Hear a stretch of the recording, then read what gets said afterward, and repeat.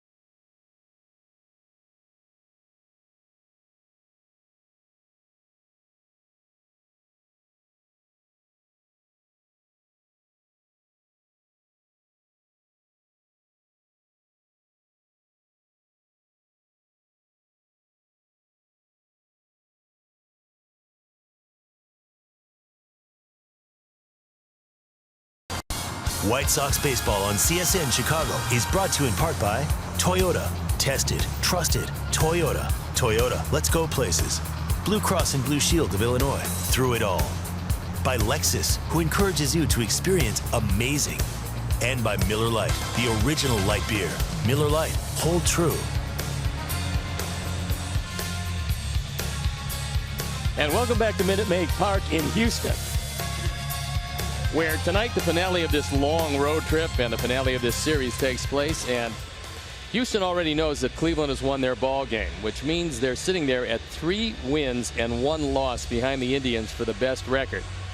Now, why that will make a big difference is that you get the best record, you're going to play the winner of the wild card game.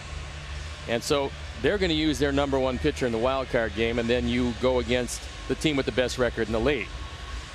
Whoever finishes, well, in the case of Houston, they would run into Boston in the first round if they don't have the best record. That's not an enviable matchup, but one that the Astros believe they're going to have to get by everybody if they're going to get there. They still haven't given up on beating the Indians, but it's going to be a tough task because the Indians pretty much have decided over the last month or so they're not going to lose very often. And since they got Jay Bruce, they're somewhere in the neighborhood of 35-6 since they traded for Bruce.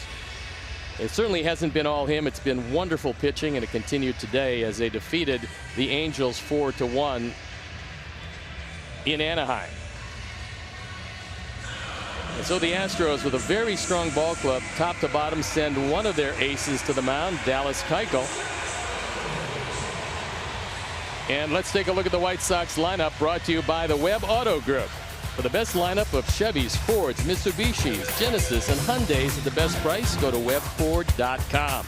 Tim Anderson with the batting average up at .263. He has torched the left-handers, as has the ball club this year. He's leading it off. Yoán Moncada, who's been red hot in the 2 spot. Then it's Jose Abreu, Avisaíl Garcia back in the lineup. Hopefully his stomach will be okay. It's a good sign that he's in the starting lineup with Kevin Smith, Tyler Saladino, Willie Garcia, Reimer Liriano in left field and hitting 8th, and Adam Engel playing center field and hitting 9th. The defense, and on the lineup behind Dallas Keuchel, it's Gonzalez, Springer, and Reddick in the outfield, and it's a good one. With Bregman, Correa, Altuve, and Gurriel in the infield, Brian McCann gets a nod behind the plate, and our Lexus Experience Amazing starting pitcher is 2 years ago Cy Young Award winner Dallas Keuchel, who's 13-4, having a great bounce back year this year. He is a sinker baller, but he's got very good stuff, has 110 strikeouts and 133 2/3 innings would indicate. The umpires for the game tonight: Sean Barber has the plate, Bruce Dreckman's at first, the crew chief Mike Everett is at second, and the king size Jordan Baker is at third. So the Astros, who've played good solid baseball, they're 46-31 at home, which is very good. But what's surprising is 47-27 on the road, 20 over away from Minute Maid Park. That's pretty impressive. And so they throw the ball around the infield. Tim Anderson is ready to go, as are we. It's time for me to turn it over to my play-by-play partner, Ken Harrelson. All right, Stone Pony, thank you. And once again, good evening, everyone, and welcome to White Sox baseball right here over CSN. Before we show you our picks to click, you at home select yours. And indeed, Tim Anderson has been swinging that wine. And here is the southpaw's first pitch. Foul back. Leading off games this year, he's 15 for 37. Look, I mean, the way he's doing it lately with those kind of numbers, he's making a bid for a leadoff hitter in the future.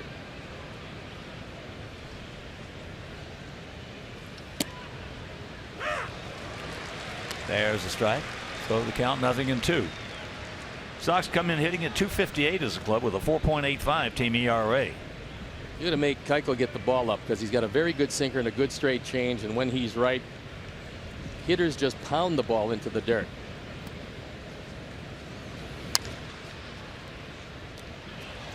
Bregman, and that's foul.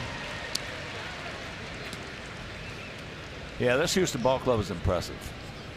Well, you're hard pressed to find a weak spot. Well, you can't. There's not a weak spot, and they are. I mean, outside of Cleveland, this might be the best team in this league. They're pretty stout.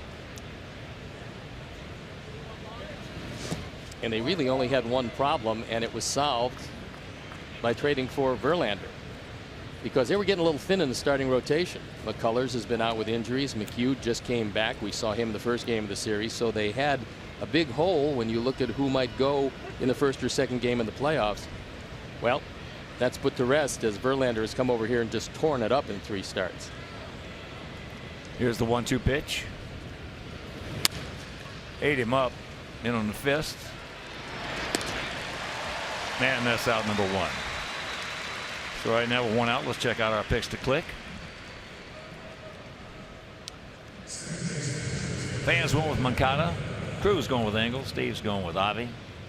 And Mike Mazza, Tom Hackstadt, Pete Catazone, Laura Arenas, Mary Weiss, and all the great folks in the ticket office now. We're going to go with Kevin Smith. Along with George Jacobs, of course. We can't forget our number 1 fan. We should just travel with his jacket. Leave George at home. Take the jacket. Just the jacket. Yeah, put it up in a seat and and shoot it every now and then. Put a coat hanger in there. Yeah, that would look good. George wouldn't mind that, I'm sure. That's not a bad idea, Stevie. There's the strike. 1-1. Moncada 241, 7 homers, 20 knocked in. Wasn't too long ago. He was at 180. Just over 180. Changed bats. Got a shorter, lighter one. Thanks to Abreu. And he has absolutely just fired it up since then. Yeah, it's really been nice because now we can take with him into the offseason what it felt like when he was swinging it real well from both sides of the plate. Of course, that changeup is a difference maker against anybody, and either lay off because you're not going to hit it. Well, you try to cover the plate against a good pitcher in the major leagues, and he's got 3 pitches. And you're probably going to go for 4. I was saying variations on every one of them. You're probably going to go for 4. You got to pick and choose. The better the pitcher, the more the plate you got to concede. And of course, by that, I mean, you have got to give him his due.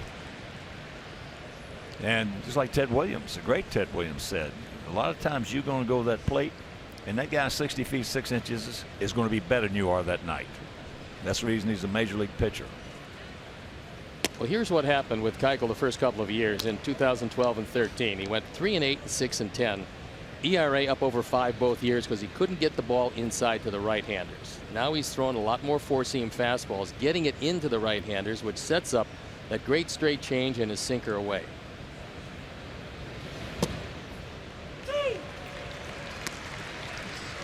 Well, if he gives him that one, it's going to be a tough night for the hitters because that ball was a good 2 inches off the inside corner, and that's a lot to give a guy the quality of Keuchel.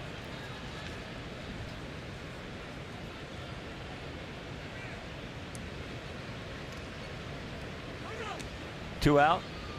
Not too much time. Keuchel's rule, I know 2 years ago he got it and threw it. He was pup out of Mark Burley. Yeah, he threw really quickly. That was a big year. That was a Cy Young Award year. Yeah.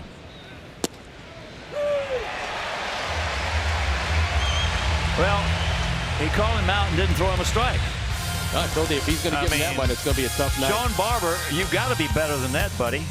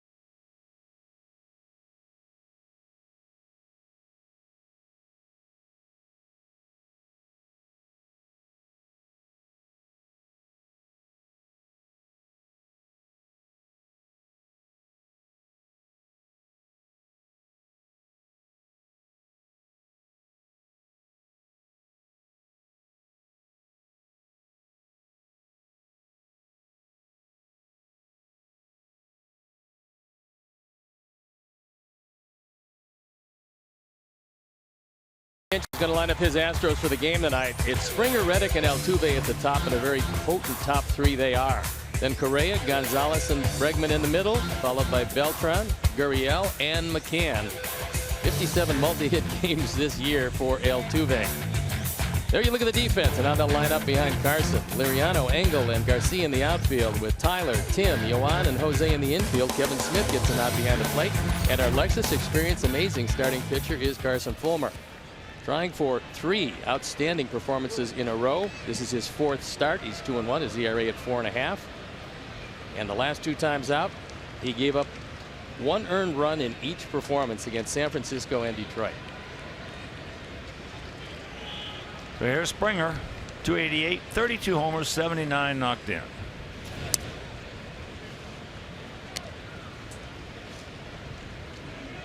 One thing you cannot afford to do in this ballpark with that Astro team is walk people, because they steal bases and they got a lot of thunder in this lineup. And you cannot give them extra outs. You've got to make the plays, throw strikes.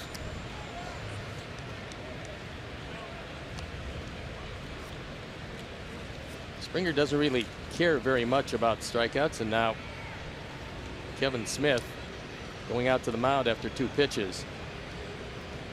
Well, that's one of the areas that baseball, certainly the culture of it's changed. It used to be that was the no number, 100 strikeouts. You didn't want to strike out 100 times. Right. Well, that's, yeah, that ship has sailed. Well, right now it's 200. I know. So and there's more than a couple guys going to get to 200. And the pitchers, you know, the magic mark now is not 300 innings. It's not 200 innings anymore. About 150 innings, maybe 160 innings. What they want the starting pitcher to take the baseball 32 times as a starter. The amount of innings he throws has been decreasing on a yearly basis, but they figure if you take it 32 times, you're going to stay uninjured. You take the baseball, you try to keep him out of the bullpen. But guys are going 5 1/3, 5 2/3 a lot these days. 5, yes. Well, I'll tell you, it's. I really believe that we went to a point, and we're certainly past it now, but we went to a point to where they tried to coddle and baby pitchers too much. Too much. As I said, today, in today's game, we've got high school pitchers throwing more pitches in a week's time than major league pitchers, by far. I'll give you an example. The year that I made the major league team, I threw 38 springtime innings. Yeah. How many guys do you think are going to throw in the 30s of springtime innings these days? 0. Yes, 0. That's exactly right. None. Jim Bunning, Hall of Fame pitcher, won over 100 games in each league. His first outing in spring training, he went 9 innings. He more or less set the standard right off the bat, his first outing in spring training. Yeah, that certainly has changed a bit. Steve, I've always felt this way. You can't, unless you're talking about a guy coming off surgery or something like that, you can't be concerned with injuries. You can't try to protect them so much that you put them in a position to whereas their performance as far as durability goes down and down and down. You know, they sign these kids for all this money, and then all of a sudden they get in pro ball. So, whoa, wait a minute. Now, you were throwing 150, 160 pitches a game in high school. And Houston was actually the first team to do it, as Saladino's got him 1 out. That they'd sign these guys. Okay, you're only going to throw tops 80 pitches. Yeah, they would split the game. One time the starting pitcher would go 4. Also another starting pitcher would come in behind him. He'd go 5. Next time that second starting pitcher would go 5, and the guy who started the first time would go 4. So you're not getting anything more than 5 innings, and more times than not, you don't even get to 80 pitches. Well, that's why it upsets me, because it's not the player's fault. No. It's the thinking of the front office. Players only doing what they're told to do. As here's Reddick, he's 4 for 7 in this series, hitting at .318, 13 homers and 82 driven in. No, I don't blame the players one bit. And then all of a sudden you throw the element of the agents in there. and then you got less and less innings.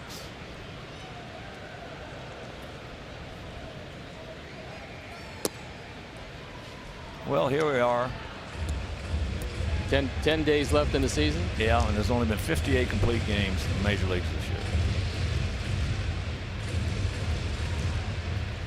10 years ago at this point, it was 112. So it's over double. I know Bob Gibson one year completed 28 games and didn't even lead the league.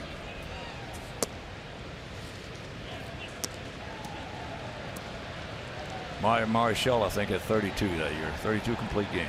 Well, the National League in those days, when you had Gibson and you had Marichal and you had Perry and you had Koufax and you had Drysdale, they routinely completed in the high 20s in games.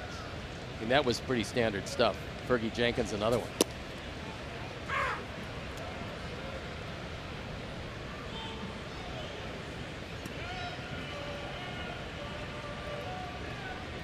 Three and one to Reddick. 30-year-old outfielder.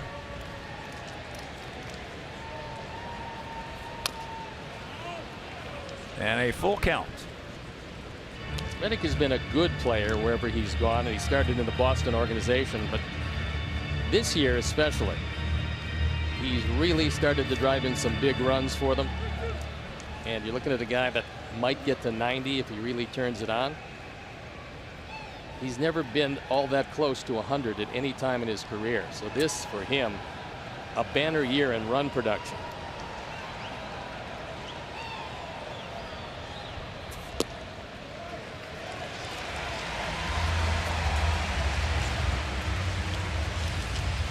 And Sox fans, join us for Batting for Better Days, presented by Footprints to Recovery, as our Sox take on the Royals on Sunday, September 24th at 1:10 p.m. Now, a portion of each ticket sold will be donated to Footprints to Recovery Scholarship Fund.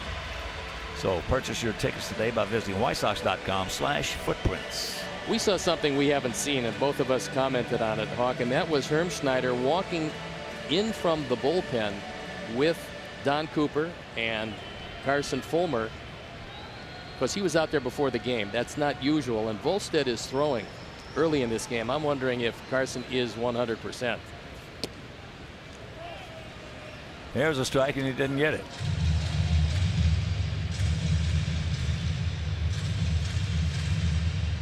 Now Altuve 2 for 7 with a homer and 3 RBIs in this series.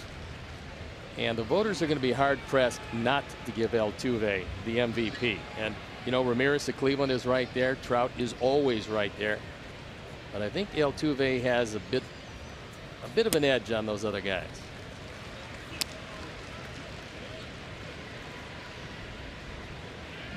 Well, he's got a great move at the plate.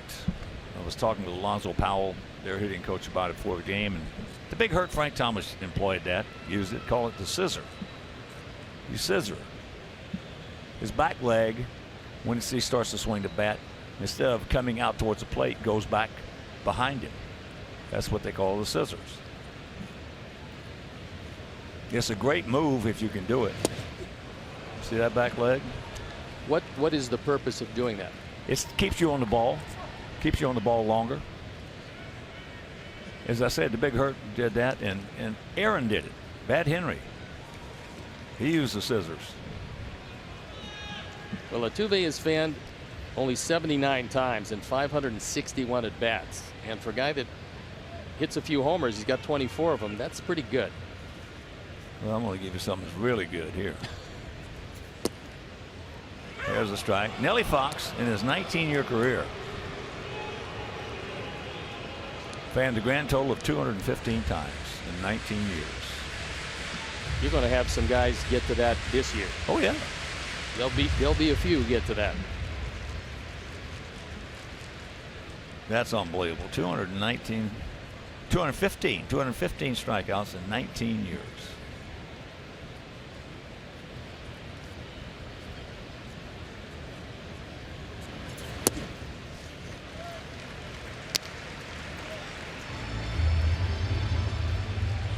Full count. Well, you get a pretty good chance to strike him out, throw him out, if you can get one by Altuve, because you figure that Reddick will be going. Doesn't steal much. He's got 7 stolen bases in 10 attempts.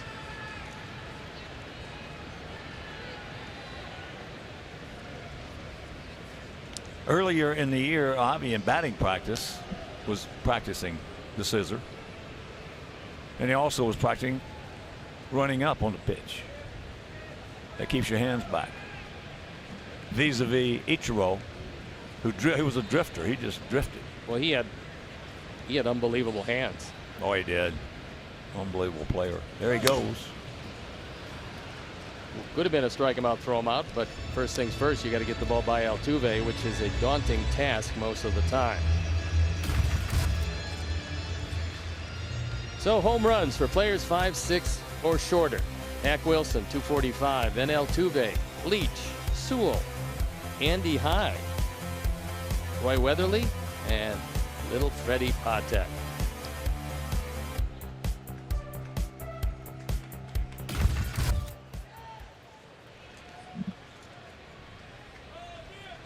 Once again, the payoff pitch. There he goes.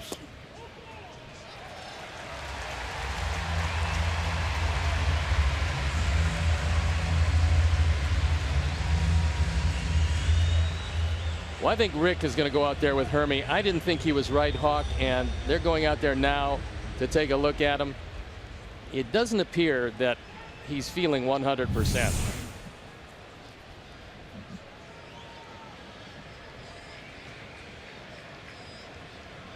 Just misses on the inside corner. Now they're going to have the talk and find out what exactly is going on. Carson is very frustrated because he's coming off 2 unbelievable games, and he's going to leave this one. That's a shame. He is coming off absolutely. He's turned everybody around in his last 3 outs. There's no doubt. Turned everybody around, including you, including me. No doubt. And all right. So he will depart. We'll let you know when we know what's wrong with him. In the meantime, we'll be back.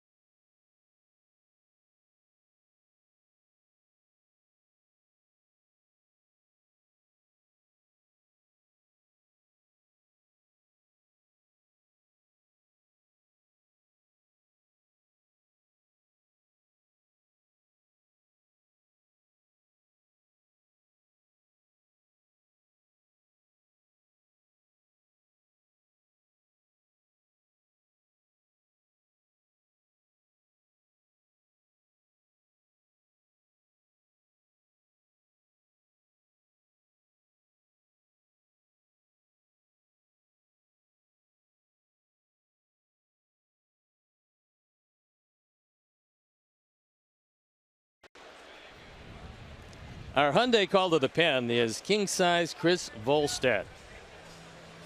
He's on for the 4th time. There you look at the numbers. Nobody's done much with him. So he's got as long as he wants to loosen up. But he was throwing when Carson faced Springer. Volstead started throwing. So he had taken a few warm-up pitches because they figured out very early that Carson was not 100%. And unfortunately, the young man had to depart the ball game. Well, when he left and he went down in the dugout, Coop went over and it looked like he was showing him a blister or something. If it's just a blister, that's terrific. Here's Coop. Yeah, they're looking at his hand. It appears indeed it was a blister. And many times from throwing a lot of sliders, and Carson has the last couple of starts, you get a blood blister that develops right on the inside of your middle finger. And well, you've had it. Yeah, the nail just pinches it off, and sometimes you can just lance it and go right back out there. Other times it's just too uncomfortable. So here is Correa. Well, that's probably, if that being the case, that's probably the last start he'll make this year. Yeah, you probably think so. Well, I know one thing. Even him having to leave here because of, let's just call it for until we find out for sure, a blister, that he's going to have a nice winter. There's no doubt. Yeah, if he was a stock, you would say that the stock has risen tremendously over the last couple of starts. How about Amazon? Yeah, I mean, it's like Amazon. That's pretty much what it was like, because or like Bitcoin. He got his opportunity and made the most of it. Yeah, he's turned everybody around. Everybody.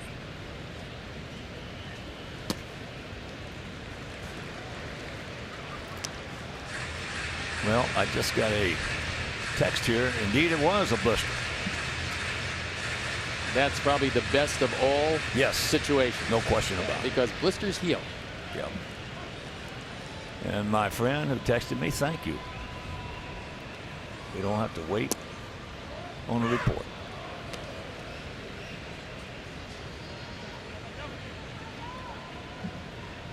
So 1 out, 2 on.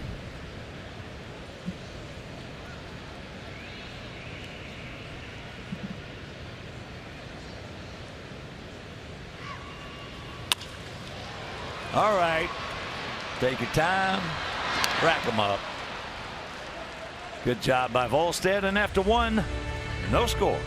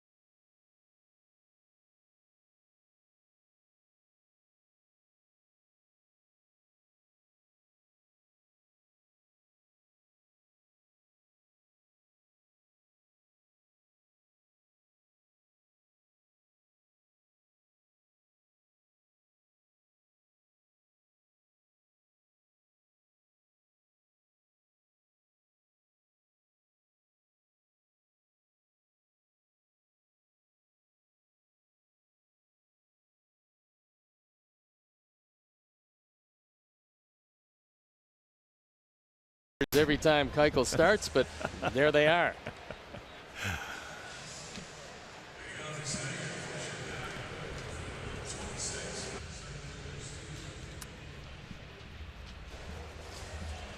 White Sox baseball on CSN Chicago is presented by State Farm, and we'd like to welcome all of our CSN viewers watching the White Sox tonight on Spectrum in the Chicago area and in Kenosha County, Wisconsin.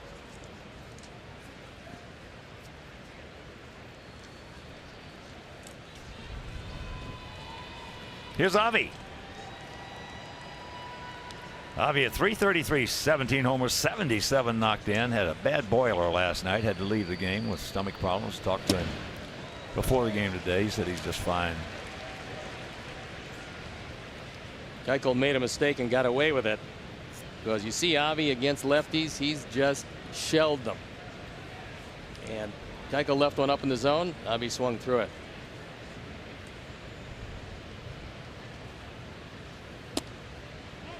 Well, if there's a guy that can, in this league, that with 2 strikes can throw high fastballs and strike guys out, it's this guy right here. Because everybody's looking down. Exactly. He's just going to change. He's going to change eye levels. Exactly. First thing you're going to say when you're going to face Keuchel is make him get it up, because he's going down. As there's a base hit. That a boy, Oddly.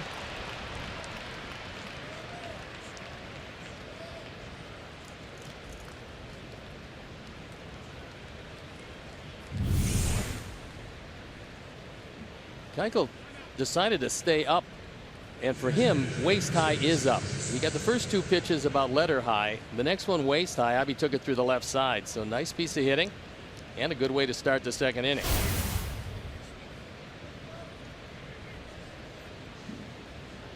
So here's Kevin.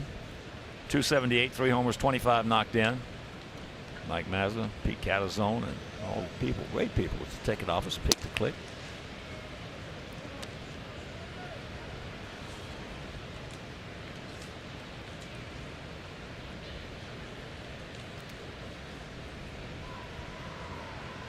Gonzalez way off the line in left field. He's in left center with Springer a couple of steps into right center.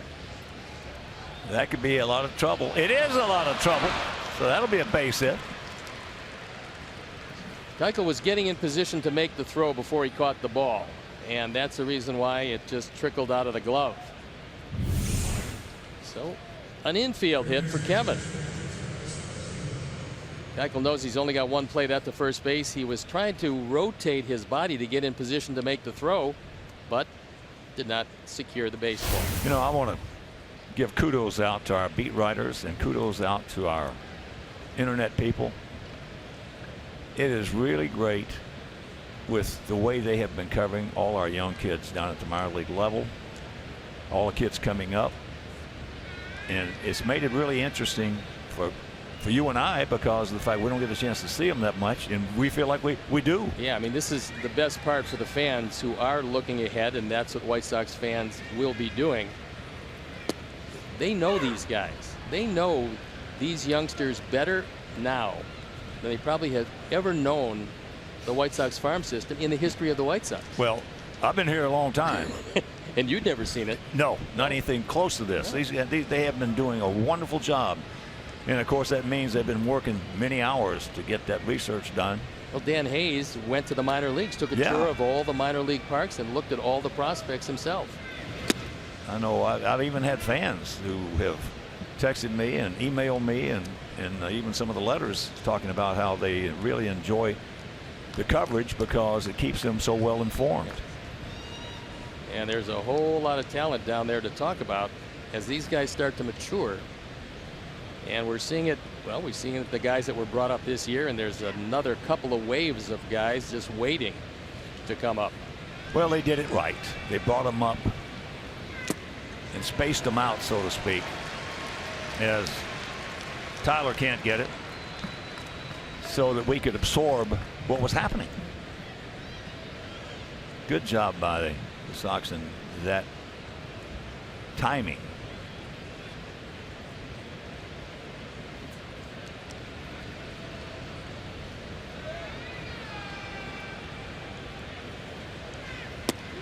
Checks it up. So 2-2 the count with 2 on, nobody out.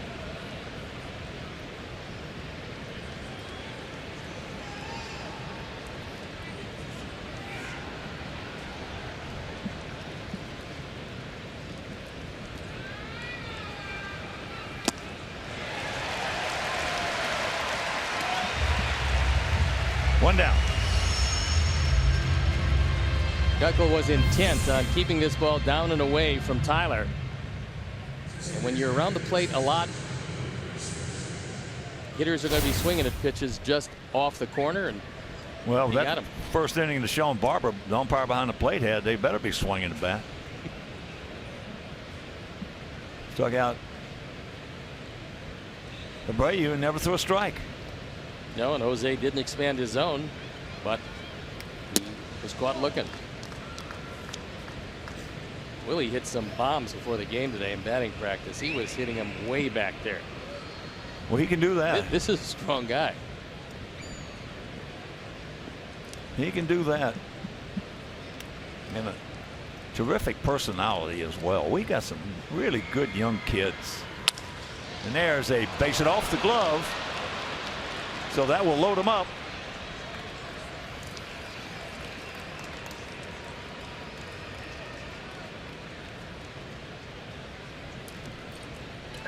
This ball hit hard.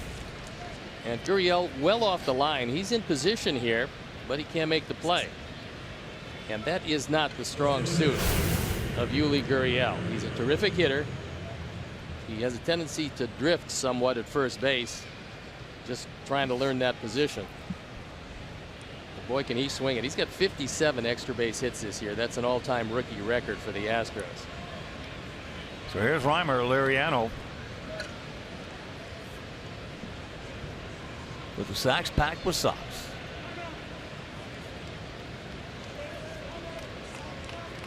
Outfield just slightly to the right.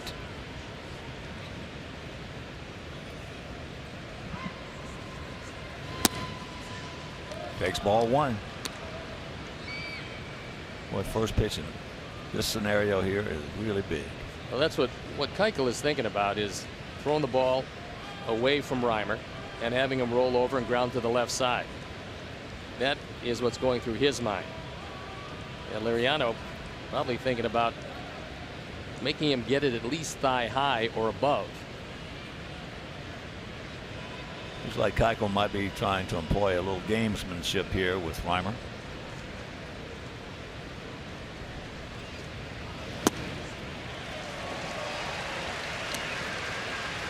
One and one to count.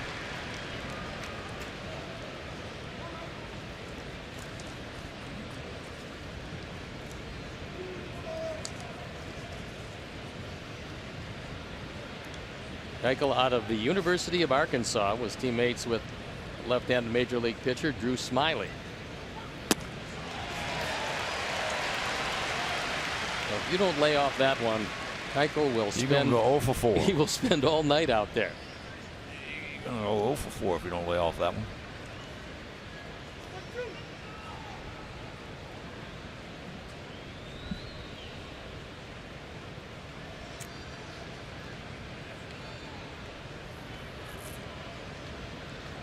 Stay on him, Reimer. 2-2. Keuchel's got two different kinds of sliders. It's a little like, he doesn't have the velocity, but a little like Carlos Rodon in that he's got a get me over slider. Then he has a put away slider, which a lot of people refer to as a back foot slider that they throw down and into the right hand hitters. That's a pitch he will employ when he wants a strikeout out of the zone.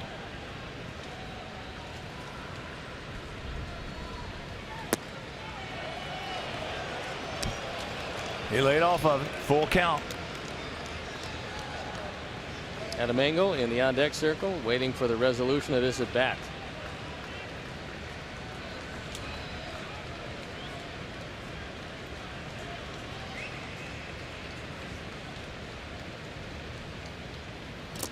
Ball gets away. Here comes Avi. It's ball 4 anyway. And we lead it 1-0.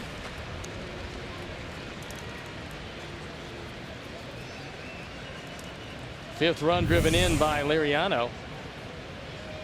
And that ball hit the plate, flattened out. No chance for McCann. And it's a 1-0 ball game, with Keuchel still in some trouble.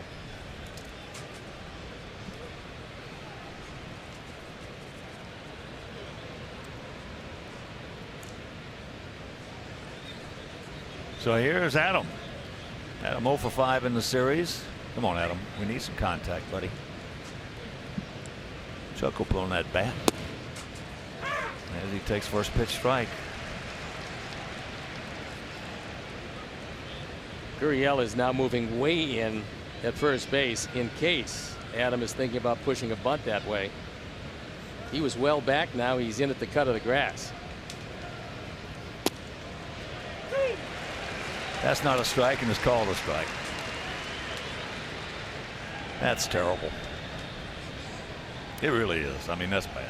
Well, a right hand hitter is not going to be able to get to that pitch because he's going to shatter his bat.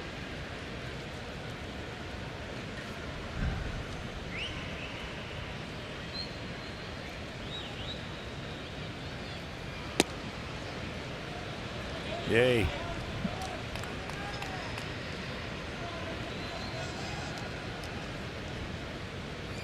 One in, one out. 1-2 the count.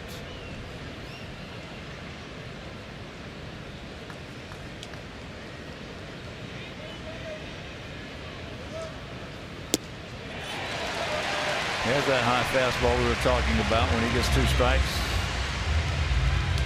That's it, and Adam just could not lay off. So Keuchel getting him out of the strike zone. He's not going to catch up to it up there, and that's where he gets a lot of his strikeouts. So here's Tim. He grounded out to third to Alex Bregman.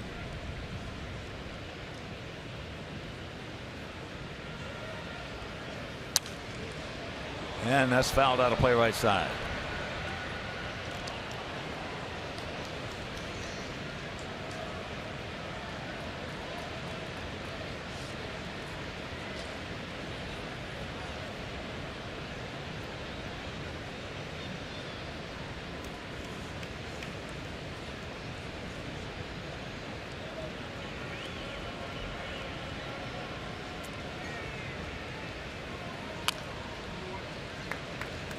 Over, in and out, and back in on our dugout. Meanwhile, the count 0-2. Sox, of course, after this game aboard our charter. Come on back home, getting in the wee hours of the morning for our final homestand. So make your plans to come out to Guaranteed Rate Field and watch our guys. Kansas City and the Angels both coming to town. The Angels for 4. That's 5 strikeouts for Keuchel.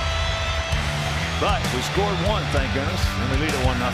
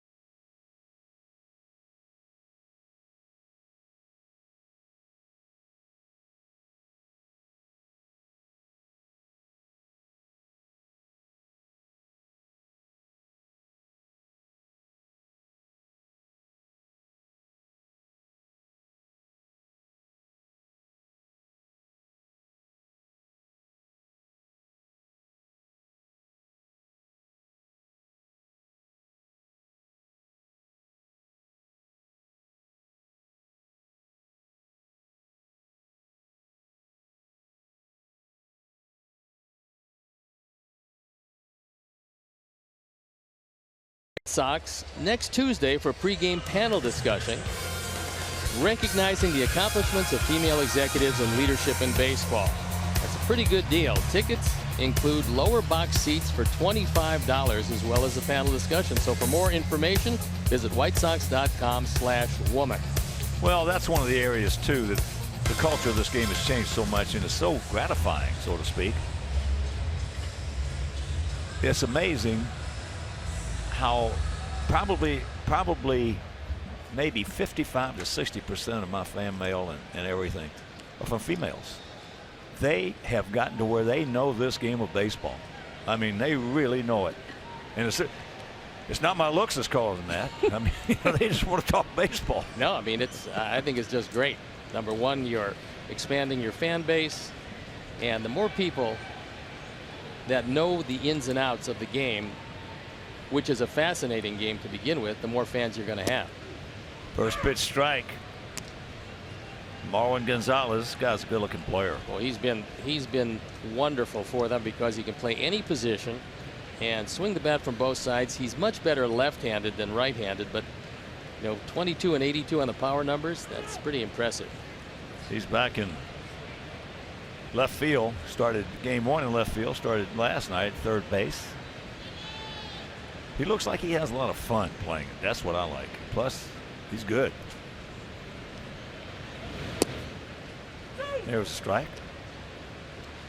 He's hitting .296 with 22 homers and 82 knocked in. Yeah, a big year for him. Again, you think of the Astros and your first thought is Altuve, and then perhaps Correa, and then Springer. And then you realize that Gurriel and Gonzalez are two of the guys that have made this team go.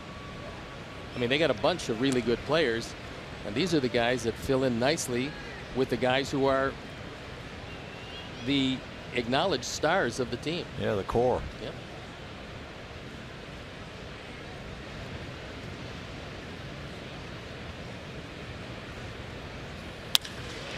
The ball here well in the center field. Adam got a good jump. Back on the track. That's a hang Woof'em for Gonzalez. Well, you take a look at the bullpen in September. Volstead has been unscored upon. Aaron Bummer has done a terrific job. Gregory Infante, who has as good a stuff as anybody around, also a brilliant 2.08. And Al Albuquerque, since coming over, 2.25 ERA. So the bullpen, which had been problematic and is problematic for a whole lot of teams, has been doing a great job in September.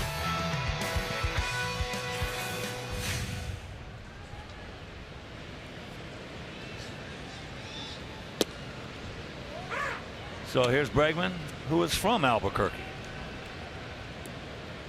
And how often do you see that? You put up a graphic that says Al Albuquerque, and then you bring up a hitter who's from Albuquerque. Well, it's one of the mysteries of the game. Ricky and I were talking yesterday before the game. I love to talk with Rick. He has such a calming type demeanor, Yeah. Well, pretty much when he tells you everything's going to be okay, you believe it. Well, because everything is going to be okay. Yeah. He's telling the truth.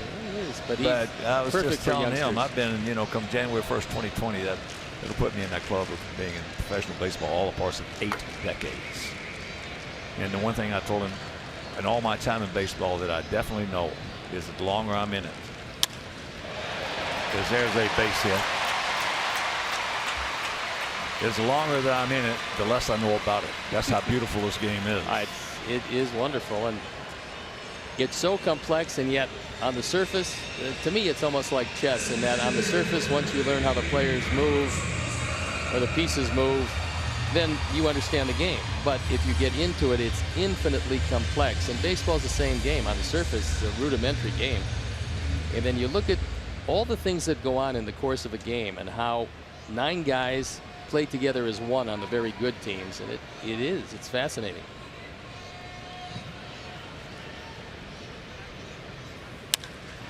High in the center field. 2 down.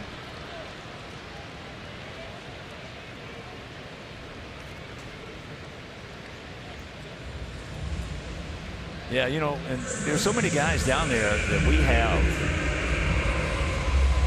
that really we have not talked nearly as much about, like the Kopechs and the guys like that. But you got Dylan Cease is one of them. Alec Hansen has been terrific. He led the minor leagues in strikeouts this year. Had 192 strikeouts this year. That's a lot of strikeouts anywhere, but especially in the minor leagues. Well, if he had a real good year in his last college year, he never would have dropped to the second round, and the Sox wouldn't have been able to get him. So this was one of the breaks that you have to have. You get a guy who was a first-round talent, but you pick him up in the second round. Also Dylan Cease, Dane Dunning, Zach Collins. But when people think of the Cubs trade, they're going to think about Eloy Jimenez because he is the star of that deal, and we will see him more and more. And when we do, we'll realize just how good he is. But Dylan Cease is another guy that came over in that trade, and he has the potential of being a top of the rotation starter. He's got a great arm, And the question will be command, and as a youngster, will he take the next step? We don't know, but the talent is there, and he's got a very big arm.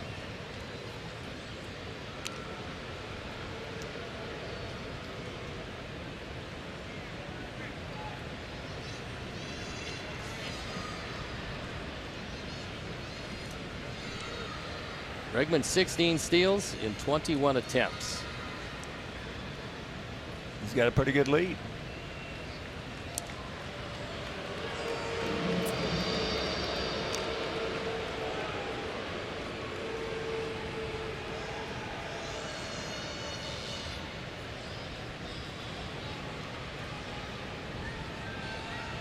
Outfield bunched.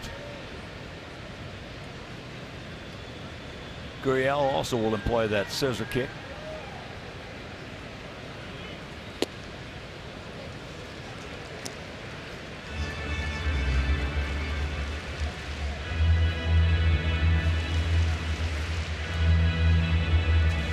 As I mentioned, Henry Aaron, probably the most famous guy to employ that scissor kick. Worked pretty well. He did it. I was, the visiting club bat boy when he was at Jacksonville in the Sally League. And I remember him from then. He tied for the league lead in home runs there with 25 with Tom Giorgiano. He's now acknowledged to be one of the better scouts in all of baseball for a long time. Used to shine Henry's shoes.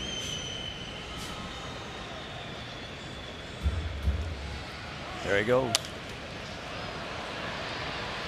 And that's going to be Souvenir right side.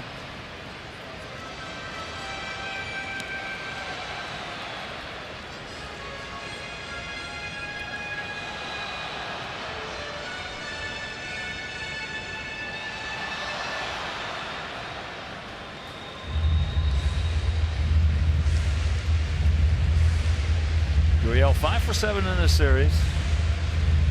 He will pull the off-speed stuff, but all things being equal, when he gets a fastball, he's looking to hit it to right and right center field.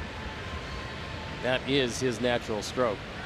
Although he's strong enough to make a mistake inside, he can hit it a long way. Watch out. So 2 out, 2 on. He's now 6 for 8 in this series. That was a roller who took it right back up the middle, and fortunately Chris was able to get out of the way of it.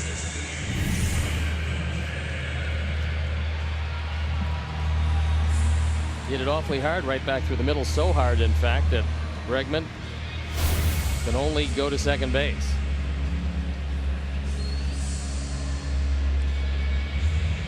So here's McCann, 14 homers, 56 knocked in.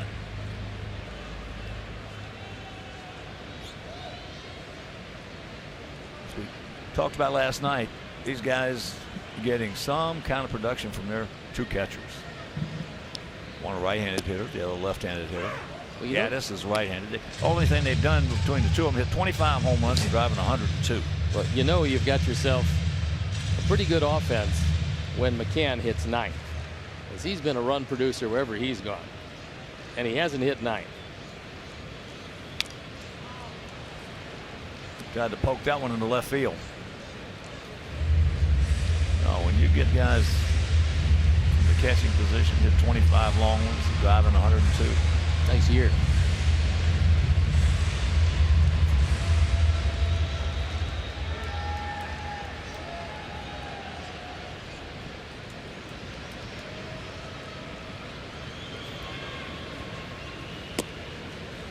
Well, to me, this is, outside of Cleveland, this is the best club that I've seen all year.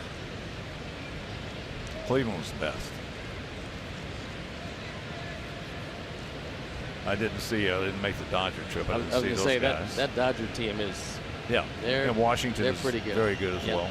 So I hadn't seen them, but the ones I've seen.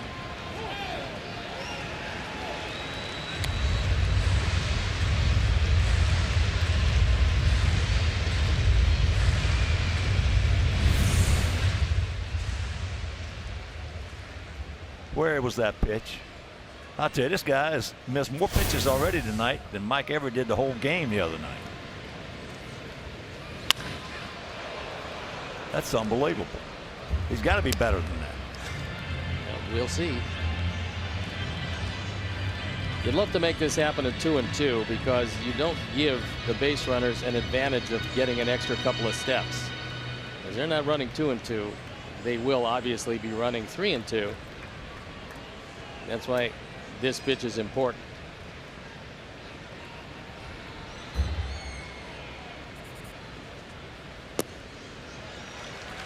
Now they will be running.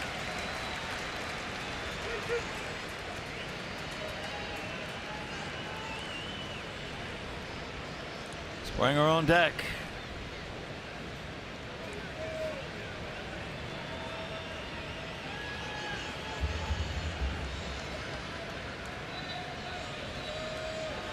Much out.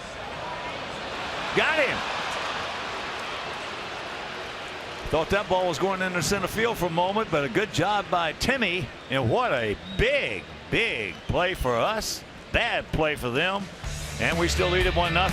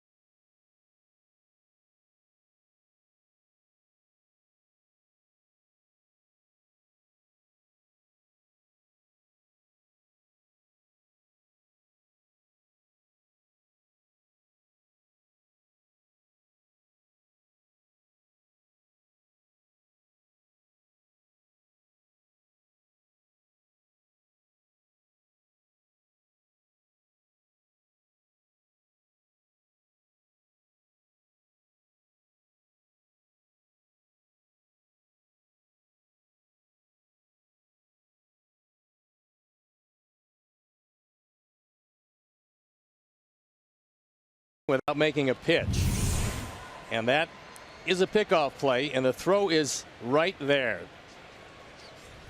Pretty much Bregman tagged himself out. He was leaning the wrong way, and they got him. Big play. Moncada struck out his first trip. 5 strikeouts for Keuchel through the first 2 innings. Good guys on top, 1-0.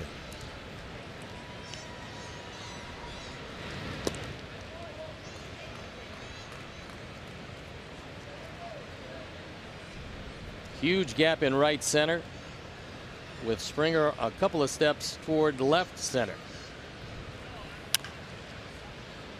Tell you one thing, he hit a rocket out of here last night. I mean, it was one of the quickest home runs we've seen all year long leave the ballpark. I don't think strength is his problem. No. That is one strong man. Boy, he has got some guns on him, some arms. I mean, he's got some arms.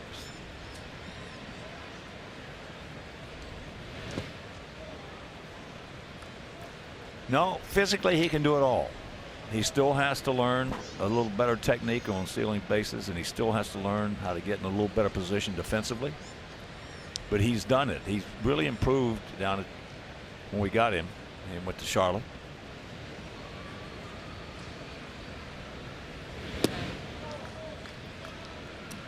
And if you missed that game last night,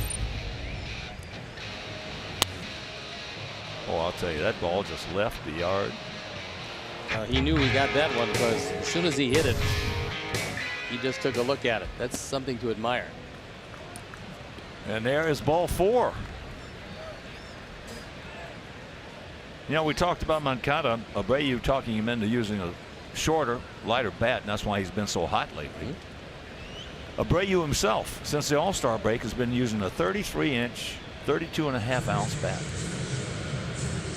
He's used it pretty effectively. He's killed the ball. Yeah, he really has. I mean, you know, it's again, it's not rocket science. The shorter the bat, the shorter the swing. Longer the bat, the longer the swing. Shorter the bat, the quicker the swing. So all you guys out there in high school and college watching in tonight, you don't have to use it. That's a fair ball right down the line. Moncada into third base. Now Jose, he's going to be out at second. He's safe. He missed a tag. Well, he went around him to start with, and then it was pretty much, I'm going to make a lunge for the bag, see if you can get me, as Jose did a nice job of avoiding the initial swipe tag.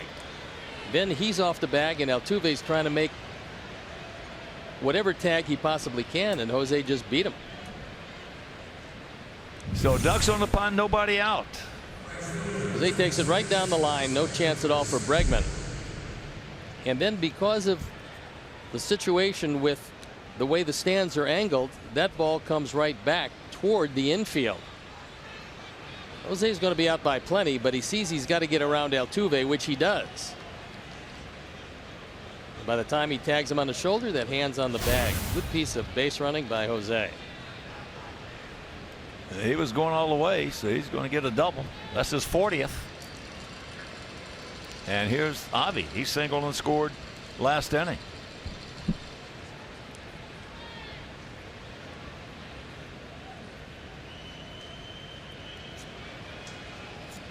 I talked to a scout today, long-time baseball scout, National League team, and he said that he felt out of all the players in the major leagues this year that Jose Abreu has done the most to improve his season in the course of the year than anybody in baseball, because he was a star already. I mean, his numbers were spectacular coming into this year, and he didn't get off to the kind of start he wanted, and he dedicated himself, and now across the board he's improved in every category. I have never seen a player turn it around 180 degrees the way he did. I mean, his first month and a half, it was a struggle. His defense was horrible. Wasn't swinging the bat bad, but wasn't swinging it very good. All of a sudden he decided he was going to change it. In fact, Ricky and I were talking about it yesterday. I've never seen a guy turn it around like that. Well, a guy who already was a star, improving in every aspect of the game, you just don't see it. And he's the leader of the ball club. Another area that he is. Well, he's going to be instrumental in making Yoan Moncada into a guy who understands the game of baseball a bit better than he understands it now. And the kid standing in the batter's box right now as well. Yeah.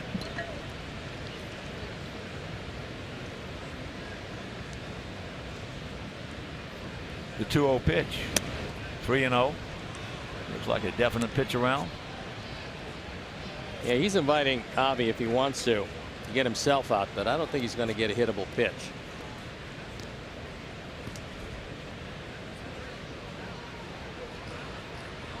With the infield back, you would think that Ricky would give him the green light. He had it. Meanwhile, that'll load him up.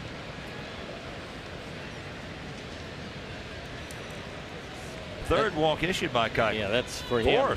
Fourth walk. Most unusual for Keuchel.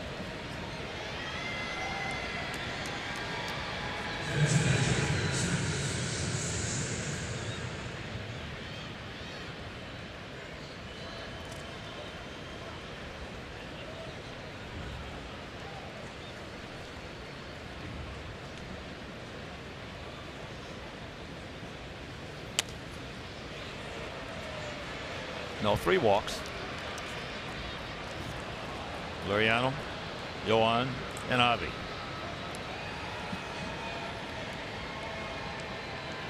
Strike one to Kevin, who had a Kansas City special infield single. It's a whole lot of pitches for Keuchel. 25 in the second inning. Control has not been there. He's only averaged 2 walks per start. and has 3 already in the early going.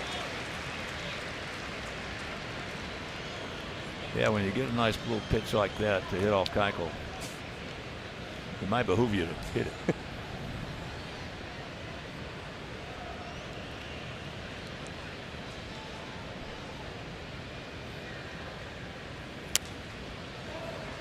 Now, but I was talking about Abreu's using a 33-inch, 33.5-ounce bat. You can do that with maple. You use an ash bat like we had. It was 100% ash back in those days. You can't use a bat that small because it just wouldn't work. But with maple you can do it, or these composites. So you youngsters out there, you don't need a big heavy bat. Tried to ace him and missed way out there.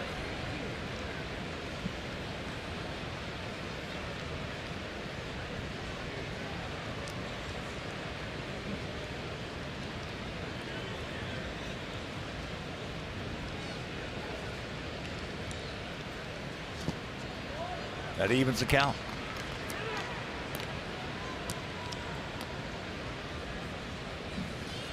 Second inning in a row we've had the bases loaded. And McCann going out to talk with Keuchel again, who's really fighting his control.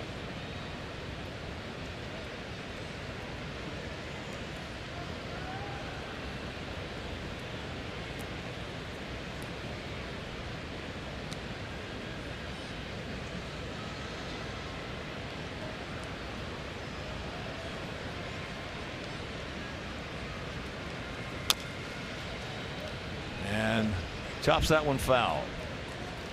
Last time our ball club took a look at Dallas Keuchel, he lasted 4 innings, gave up 10 hits and 8 earned runs. Lost that ball game 8-5, and that was in Chicago.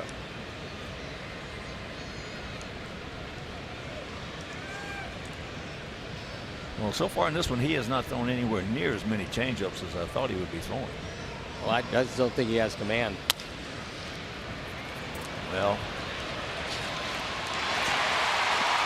rock him up, but we score another one. Moncada crosses the plate, and it's 2-0.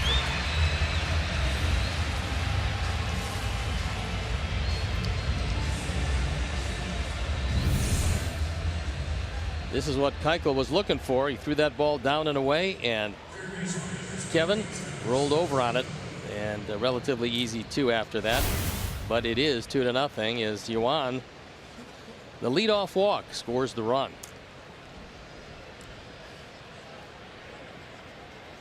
So here's Tyler. He struck out last inning. Pick him up, Tyler.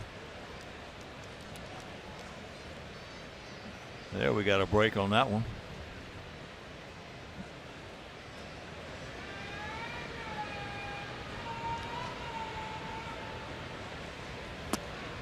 There's the change. Way out in front. Yeah, that's a very good changeup in a perfect spot.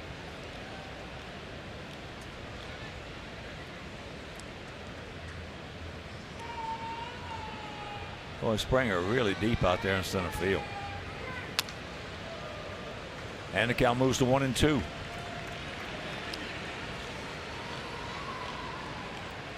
Pitch number 60 on the way, so it doesn't appear like it's going to be a terrifically long performance from Keuchel. He does have 1 complete game this year. One of the 28. He's got the only one. 28 complete games. Home set up in September 20th. Through September 20th, I should say, in the major leagues. That's unbelievable.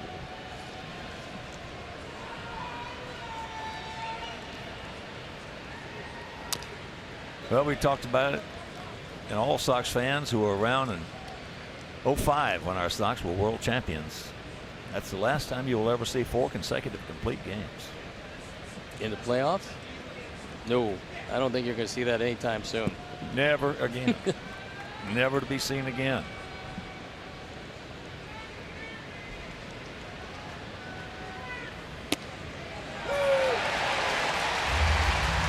Rings him up. We had the base loaded, nobody out. We do get one, and we lead it 2-0.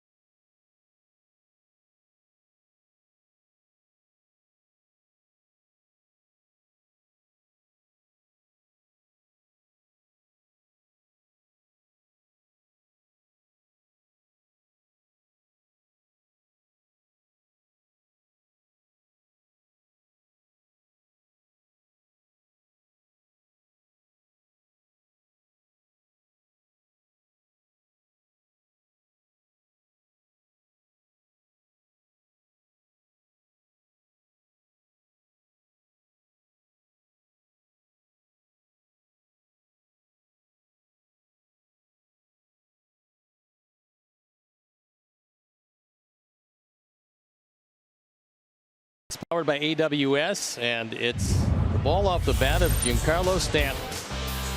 His 56th home run of the year. It came on a breaking ball. Exit velocity of 116.7, launch angle 17 degrees. Pretty much a line drive rocket out of the ballpark, and when the big man gets him, they're gotten because he can hit him forever.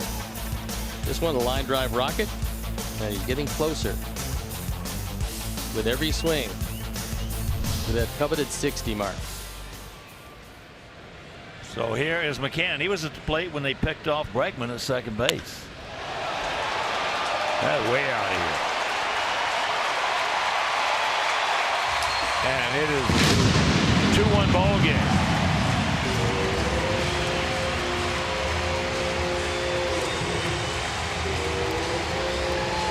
His 15th. He's driven in 57. I don't think he's hit too many farther than that, because he got every bit of this. A Ford home run replay.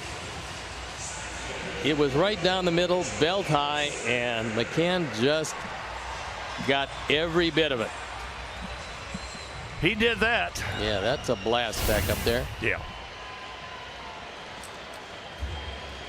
So here's Springer.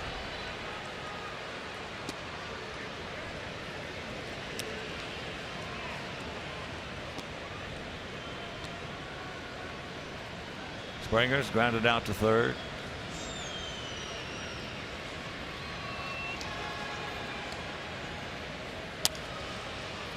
Ate him up. Shoves it to Moncada, 1 out. The Sox fans, join us as our Sox take on the Royals on Saturday, September 23rd at 6:10. First 20,000 fans will receive an Orgulo Sox soccer style jersey in honor of Hispanic Heritage Month, presented by all the great folks at Coca-Cola. So to get your specially priced tickets, visit whitesox.com/Orgullo. Here's Reddick. He walked back in the first.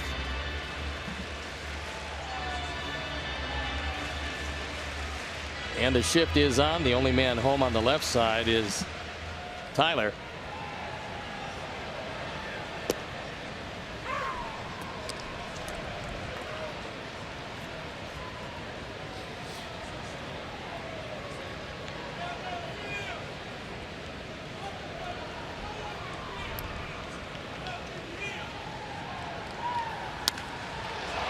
That ball hit well in the center field, but we got a man there.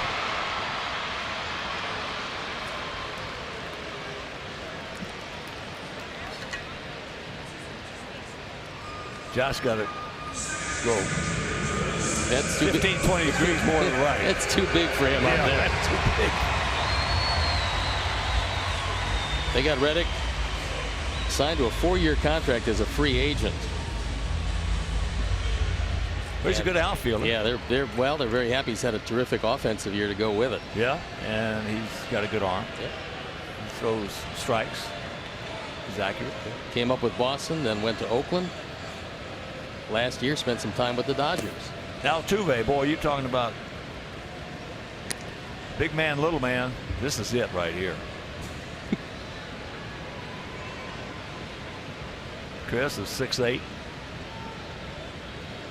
And you get Altuve. 5'5" on a good day.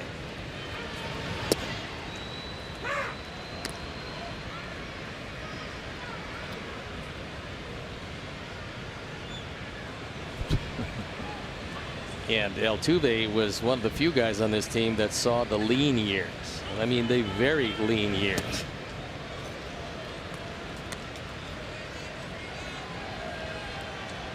And as his team has gotten better, Altuve has gotten better with every succeeding year.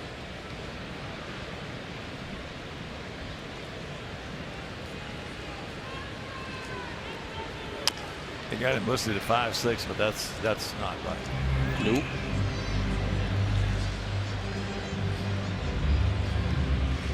Two out, 2 balls, 2 strikes. A bomb off the bat of Ryan McCann. And it's a 2-1 ball game.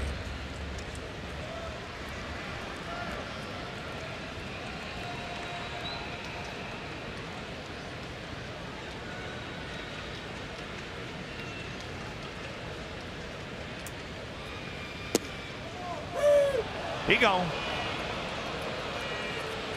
But they pick up the home run by McCann, and we lead it 2-1.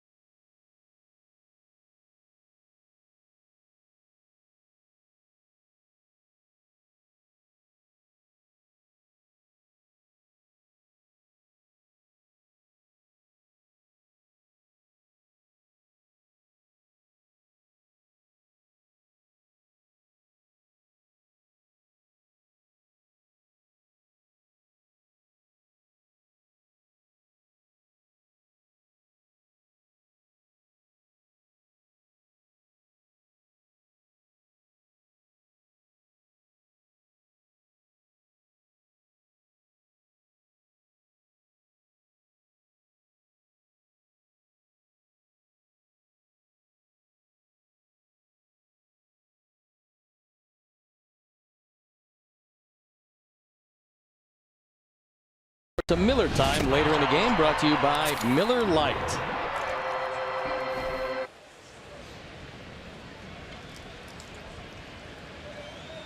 Here is Willie. Garcia had an infield single his first trip.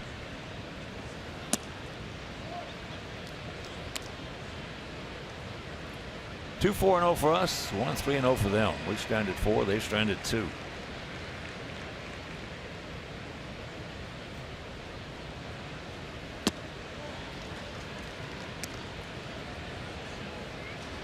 This is really the outing to take advantage of Keuchel because he doesn't have a good release point. He hasn't been able to repeat his motion, and he's fighting his control seemingly with each and every hitter.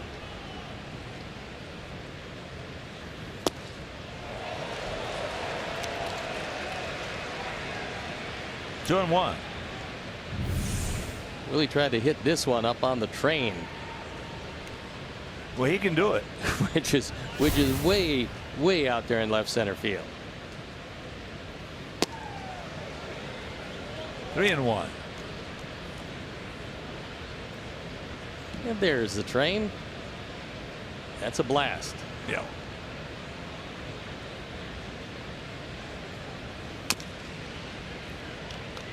And that's a full count. Checking some other scores. Baltimore leading Tampa Bay 3-1. That's in the top of the ninth at Camden Yards. Cubs leading Milwaukee 2-1, bottom of the fifth in Milwaukee.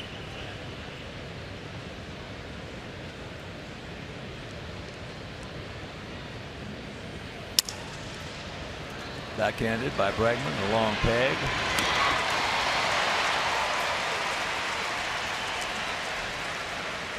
So 1 out. And a reminder, our White Sox are presented by Guaranteed Rates. So go to rate.com for a low rate interest and the best mortgage experience on the planet.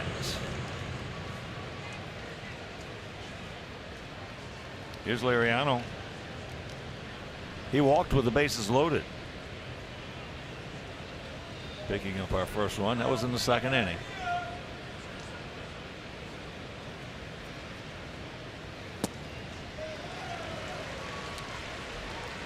Dodgers beat the Phillies 5-4 at Citizens Bank Ballpark. That stopped them from a 4-game sweep. Cleveland beat the Angels 4-1 at the Big A. Angels coming in here tonight. Coming in here, and then they're going to head their way our way. Yes. For a 4-game series, which will have lots of playoff ramifications. Well, if you're not going to win it, have some fun being a spoiler. Yeah, that's it. That's why it's entertaining to play those games.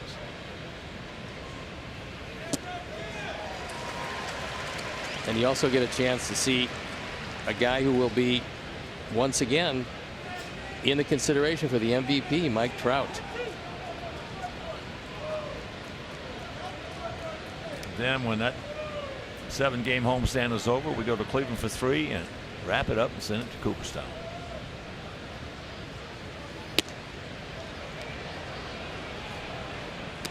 Well, there was a break because that was in the zone. Yeah, it was a strike. He dropped down sidearm and caught the corner with a fastball.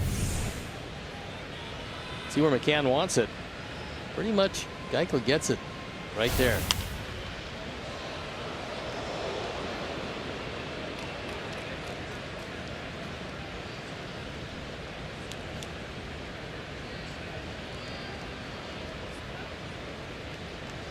Young lady looked like she might have absorbed a line drive. Well, it's up to the guy sitting in front of her to stop it. Yeah, I know. Bad hands. Boy, I'll tell you, over the years, all these years, I have seen some of the most ugly things you ever want to see. That's the reason very seldom when it's hit like that hard, I don't look. Seen too many. Too many bad things.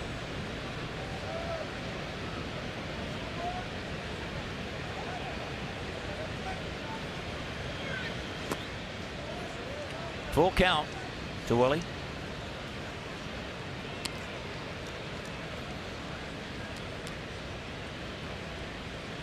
That's a whole lot of pitches when you're not through the 4th inning quite yet. 75 of them.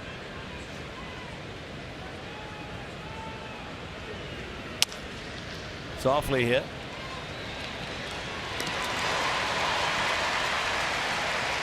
Two down. Boy, our correspondent Jimmy Olson, our correspondent in Seattle, who watches every Sox game, is really in fine form tonight. In fact, I think maybe he just may be dipping into that Smirnoff a little too much. Is he giving you a he's second guessing everything. Well, that goes without saying. Everything. Yeah, that's his long suit. That second guess. And you know what? After the fact, he's always right. You know what? He's the biggest after the fact guy I've ever met in my life. That's a fair ball. And that'll retire the side. So that's the 1-2-3 inning. Meanwhile, we lead it 2-1.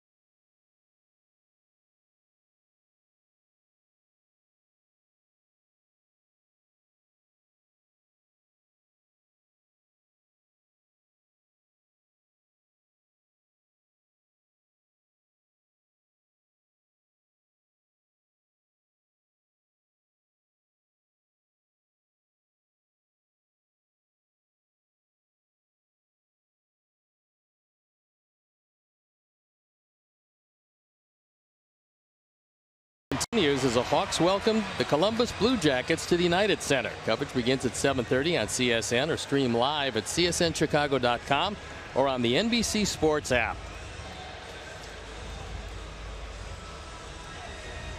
Bottom of the 4th inning and a 2-1 Sox lead. Sox trying to salvage, I should say, the finale of this 3-game set and win the season series from Houston 4-2. We swept them at our place, and they're trying to reciprocate. So Correa for 1 hit into a 5-4-3 double play in the 1st inning.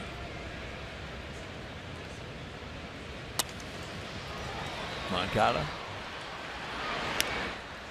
1 pitch, 1 out. And a reminder, head to the park for $1 hot dogs just one last time this season. Now take advantage on this unbeatable deal on September 27th as our Sox take on the Angels of Mike Scioscia at 7:10. So get those tickets today by visiting whitesox.com or calling 866-SOXY. There's only one guy on our traveling thing here that loves hot dogs more than I do, and that's Ricky Renteria. Ooh. I know you're close. Yeah, I love hot dogs. You're close. I mean, you're Wednesdays. You're third. Wednesdays are. I mean, that's the most exciting day when we're home that I have. $1 hot dogs? Are you kidding? When Harris is in Florida, I'm by myself. I eat hot dogs every day for lunch. Well, you know what? I'll have to get you when we're gonna. I know. Forget it. I know what I'm going to get you then. Something that I'm sure you've had a time or two, by the way. I'm going to get you a jar of Bertman's Stadium mustard. Oh, I've got some. You got some from Cleveland? Yeah. Boy, is that wonderful? Yes. Really good. it's really good. It's really good. Yep.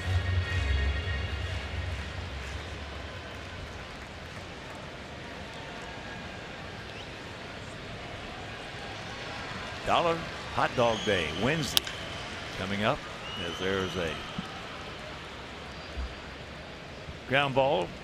Moncada again, 2 down.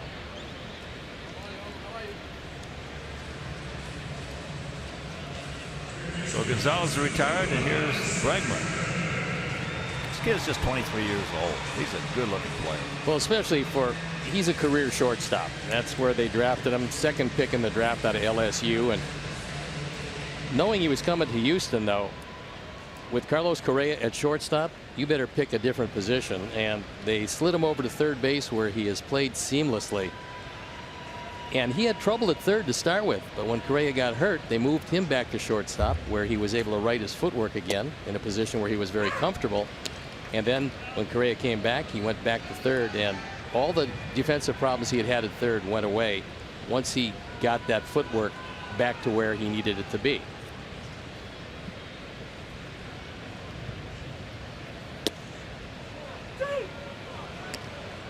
There's a strike, and the count 0-2.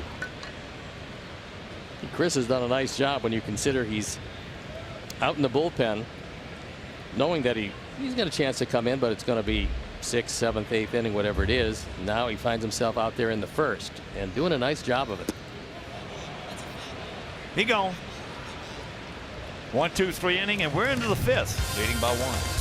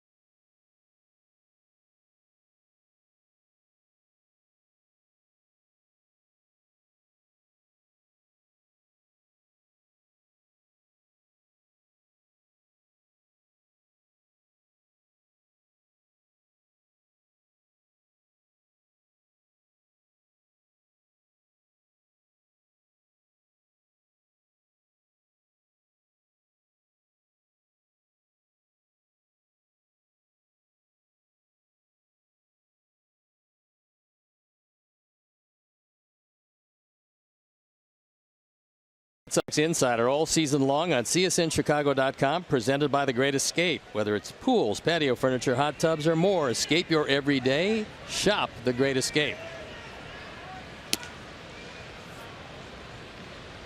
We're in the top of the 5th inning here at Minute Maid Park in Houston, finale of this 3-game set, and we lead it 2-1. This is the top of the order for us. Anderson, then Moncada and Abreu. Tim has grounded to third and also struck out. The ball hit hard, but they got a man there. The only problem that Gonzalez might have had was if he lost that one in the lights, because it was a line drive. It didn't get up all that high, but he was able to get a good angle for his body and make sure that he didn't lose it in the lights. Tim crushed it, but unfortunately Gonzalez was right there.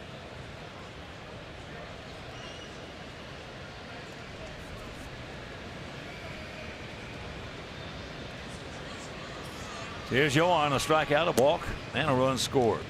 He walked leading off the third.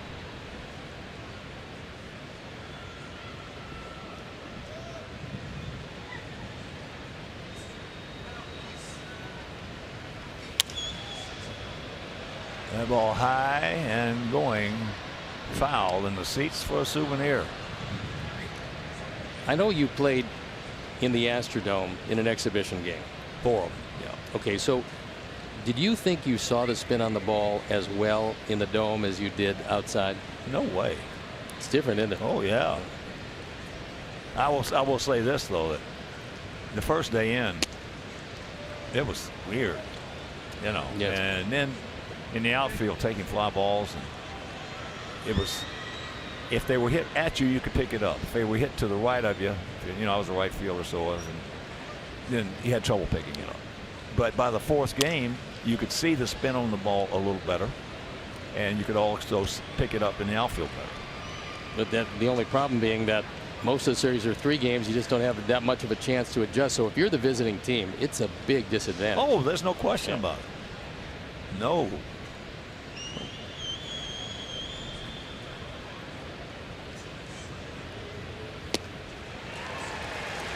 Gets him. Straight change. That's 7 strikeouts now for Keuchel. But I'll tell you, with the pitchers we had to face in that 4-game exhibition season, we weren't looking for anything spinning. We were looking for some fire. Yeah, coming they up there. had some real hard throwers in those days. Here's Abreu. Strikeout. Called out on a very bad pitch. In fact, he called him out. Never swung the bat. And none of them were strikes. And he also doubled. His 40th double of the season.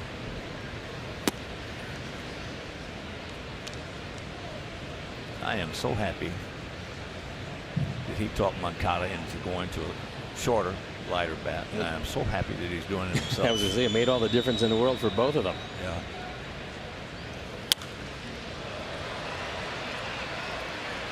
High pop up. McCann.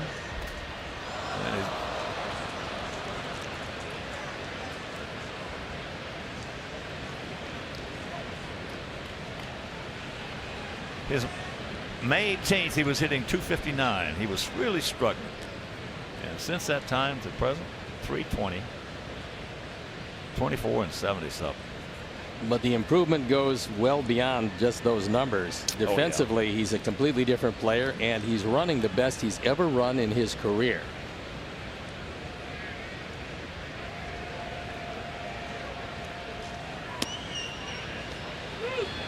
He did not go. Bruce Dreckman says nope. I like the fact he's become the leader of the club. That part is that, well, we both felt that it would come. We didn't know when it would come, but he had it in him. Just a question of a lot of guys departed that were here before him. That's high and deep. Gonzalez back in that corner. Makes the catch. He just missed it. Halfway home, leading 2-1.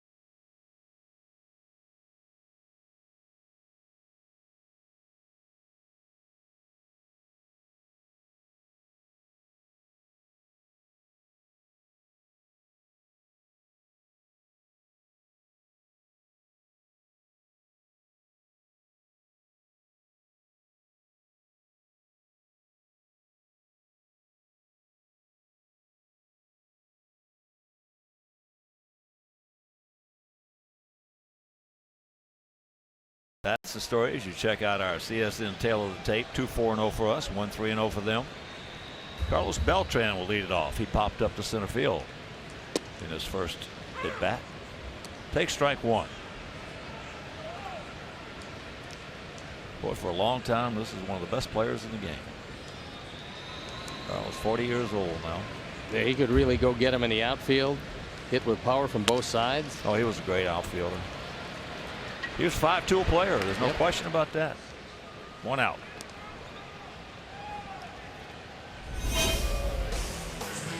So you don't find this too often. 1,000 extra base hits and 300 stolen bases. You got Bonds and Mays, A-Rod, Ty Cobb, Chris Speaker, Carlos Beltran, Andre Dawson, and Craig Biggio. Just unbelievably good players, and Beltran is right there with most of them. Oh yeah, he was a great player. Ball hit hard, sucked up by Saladino. 2 down. Gurriel smoked it.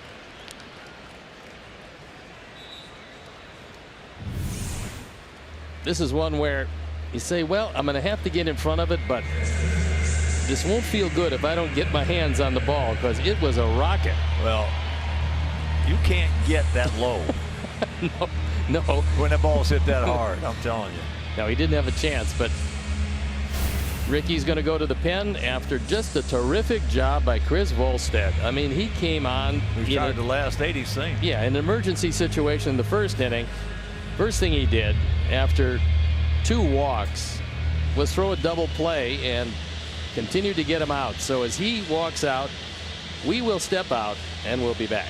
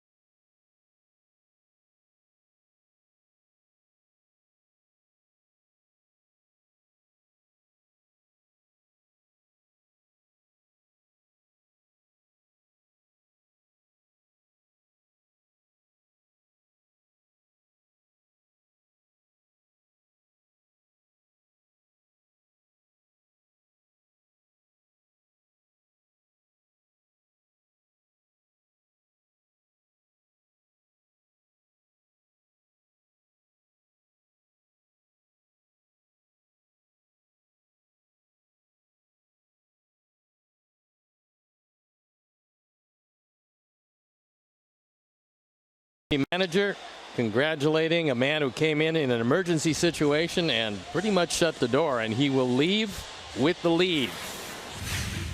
Our Hyundai call to the pen is Jace Fry. He comes out for the 7th time. His ERA, well, it's up there. Hadn't had that much of an opportunity. Now he's got a good one, and he's got to retire. The man responsible for the only run the Astros have pushed across. And it was not a cheapie. It was a bomb.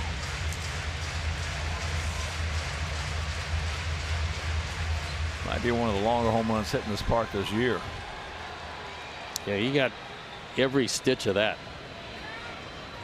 Brian McCann, his 15th homers, 57 RBIs. And if you miss that home run, poof. Can't square it up a whole lot better than that. No. Brian McCann hits the daylights out of it.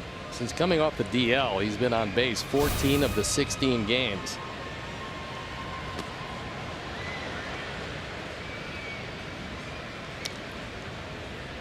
He had some right knee soreness, which as many years as he's been catching, you could understand that. So after 10 days, he came back, and since he's come back, he's hitting just around 300.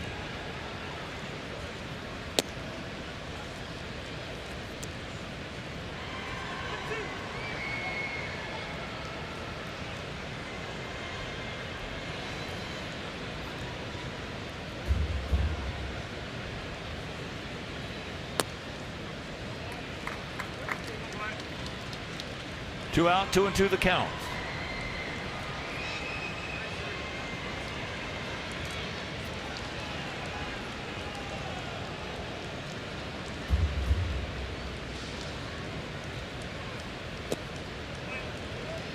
Well, had him 0-2 is now 3-2. There's Mike Pelfrey. You got George Springer in the on-deck circle. He's only at 32 home runs from the right side.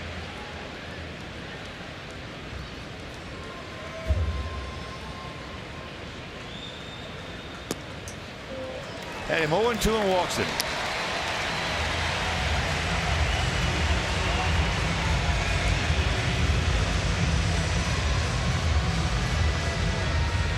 So Ricky's going to come bouncing out of that dugout.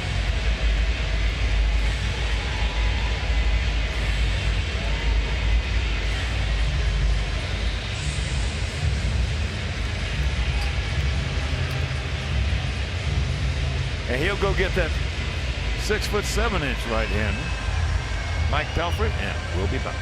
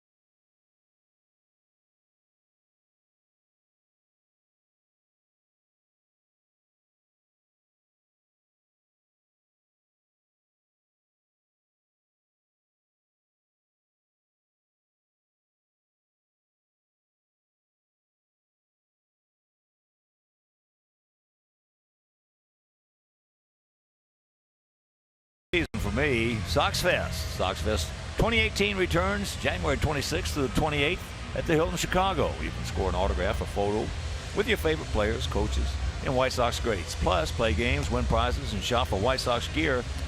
It's a weekend of White Sox baseball that you just don't want to miss. Hotel packages are available right now. Visit whitesox.com/SoxFest for tickets and more information.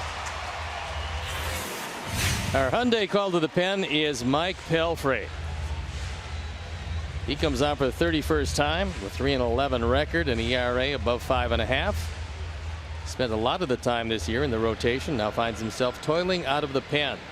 And right-handers have hit him better than left-handers. Here's Springer. Grounded out twice. Once to third and once to second. And right there, Jose's going to get him. So Pelfrey, 1 pitch, 1 out. That retires the side, and we still lead it 2-1.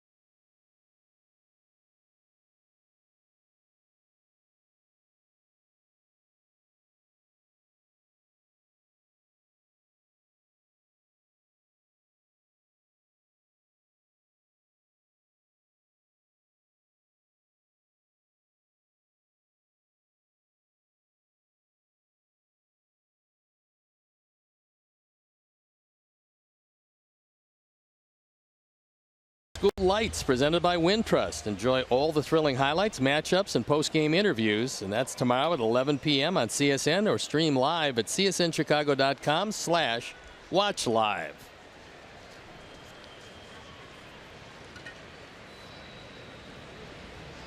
Avi will lead it off for us here in the top of the 6th inning. He has singled, scored, and also walked.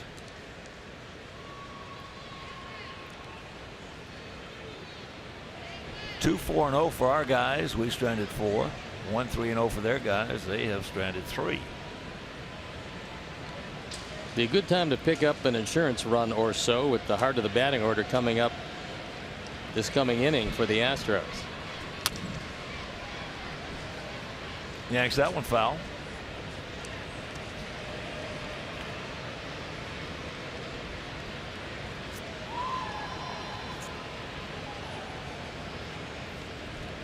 And there's a young man very happy with his souvenir for a night at the park.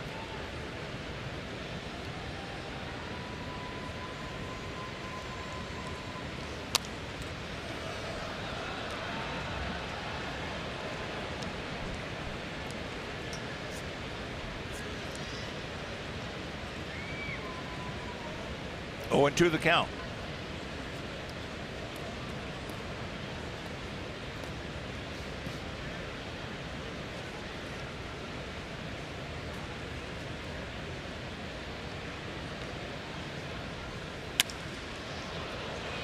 Fly ball into right field. Ready? The pen is up and going, and it's Will Harris. We saw him in the opener. Pitched an inning, and it was a perfect inning in relief of McHugh.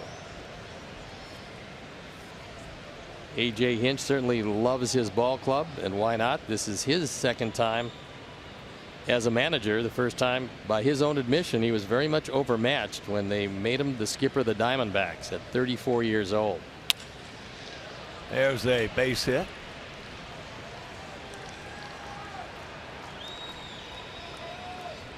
So Kevin reaches with the 1-out single.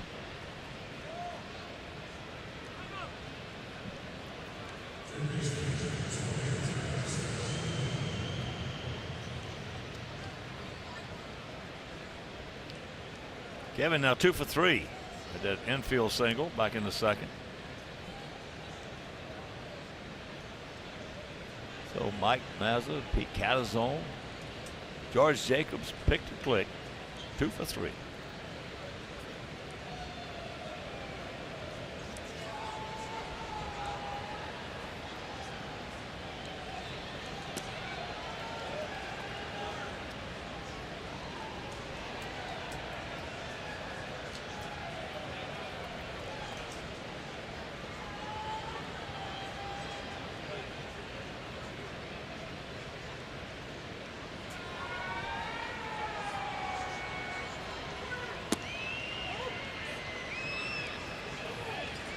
Looked like Sean Barber started to raise his right arm and then thought better of it.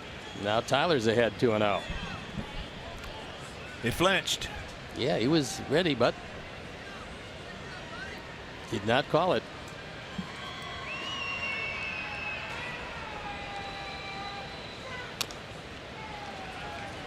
And it's a 2-1 count. Make your plans to be with us. Final homestand of the season.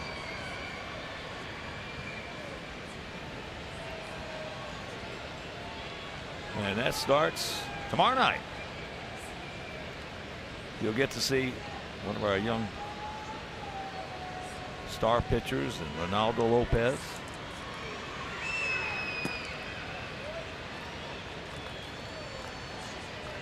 If you can't make it, that game will be right here on CSN.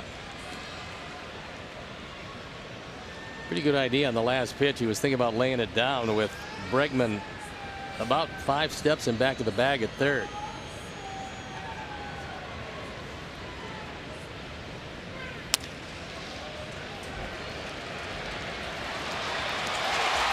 Rack him up. They'll retire the side. We'll go to the bottom of the 6th, still leading 2-1.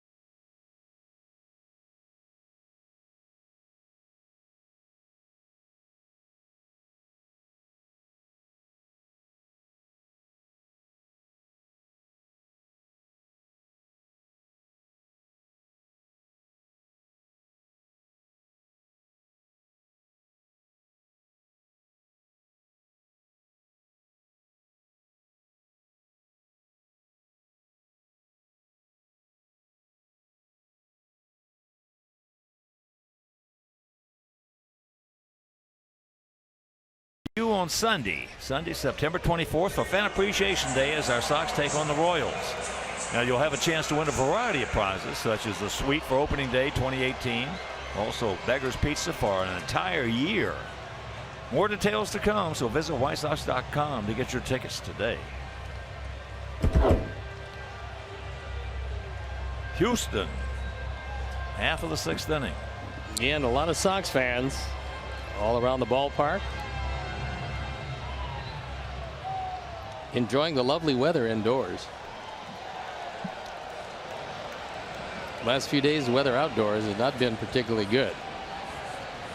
Here's Reddick. A walk and a deep drive to center. No, that thunder that was going off, they sound like cannons. It did. Yeah, it really was raining. There are a lot of Sox fans. I walked around the mall for a while. You can go through the Skyway there. You never have to go outside from the hotel. That's a good plan. Yeah, and a lot of Sox fans.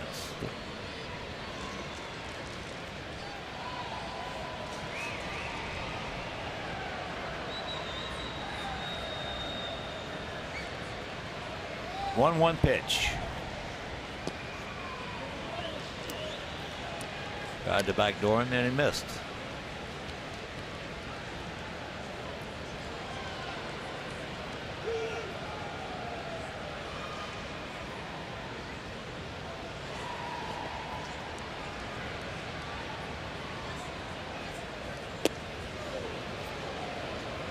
It's even at 2. If you're going to get Reddick out with that fastball right underneath his hands, will get the job done. Yeah, that's exactly where the last one was. A perfect pitch as Gregory Infante starts to loosen in the pen.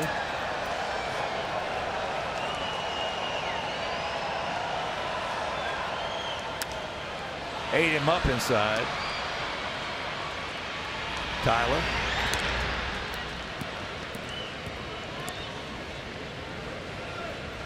One out. Two good fastballs right in a perfect spot, and Reddick could do nothing with either of them. Here's Altuve, a walk and a strikeout.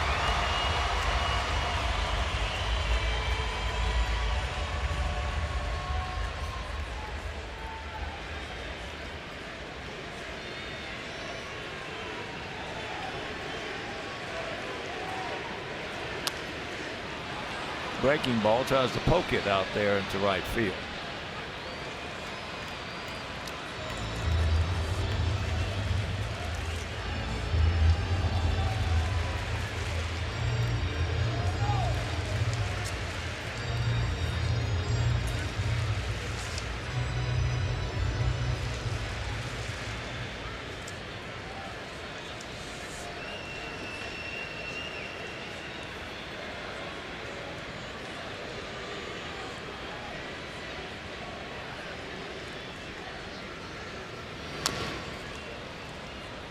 Oh, and 2 the count. Last time Altuve went to the plate, he was facing a 6'8" right-hander. This time he's facing a 6'7" right-hander. Much shorter. Get a better angle on the fastball. Saladino right on the line at third.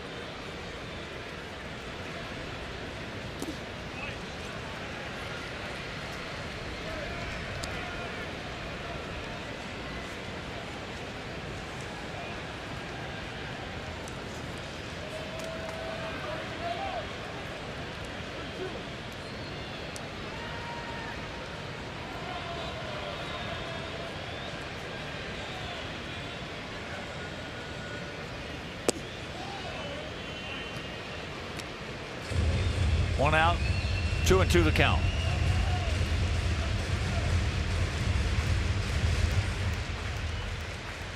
Yeah, that homestand, we're going to have 3 with Kansas City and 4 with the Angels. And Mike Trout.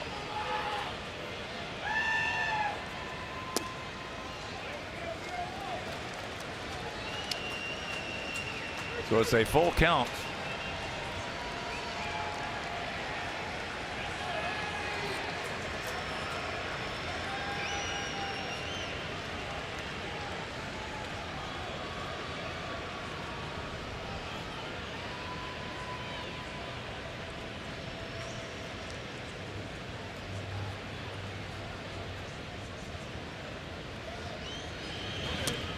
Got him. 3-2 hook.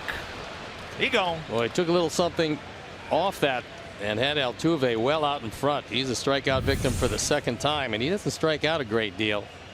But this one just overmatches him.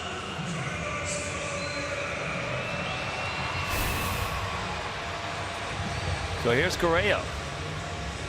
2 ground balls, 1 into a 5-4-3 double play in the first.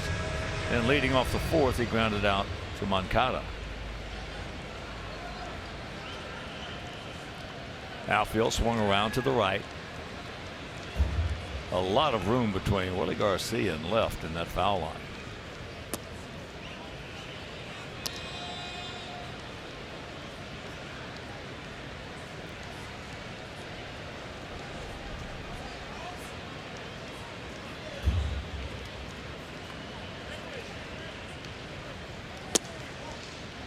Count evens.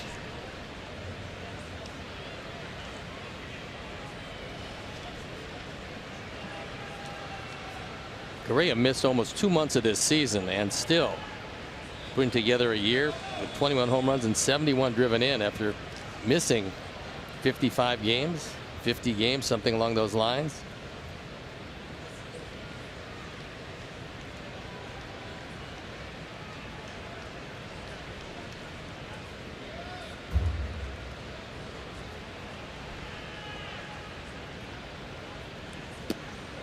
There's that curveball.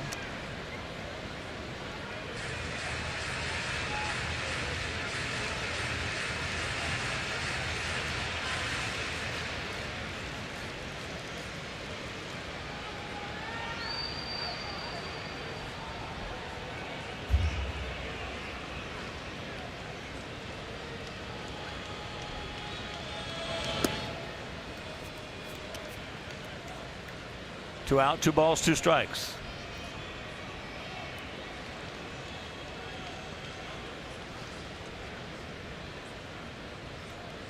Houston won the first game 3-1. They won last night 4-3. So Ricky's boys playing them tough.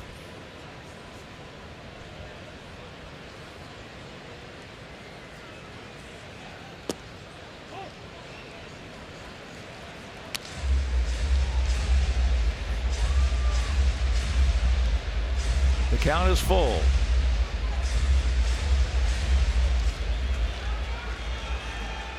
With Gonzalez, Marwin Gonzalez, a switch hitter on deck. Payoff pitch.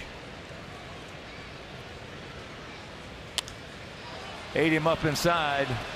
Stay in here. It won't.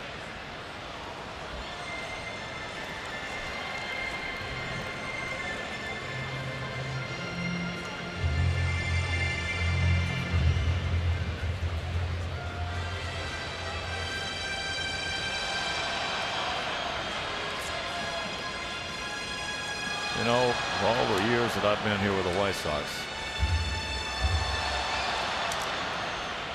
this has turned into a very, very gratifying season for me. I think it's exciting to watch these young players develop right before our eyes. That's exactly why. Yep. That's why. Look at that. He's got a good feel for that hook. Another 3-2 hook. He'll grab some bench, and we're into the 7th.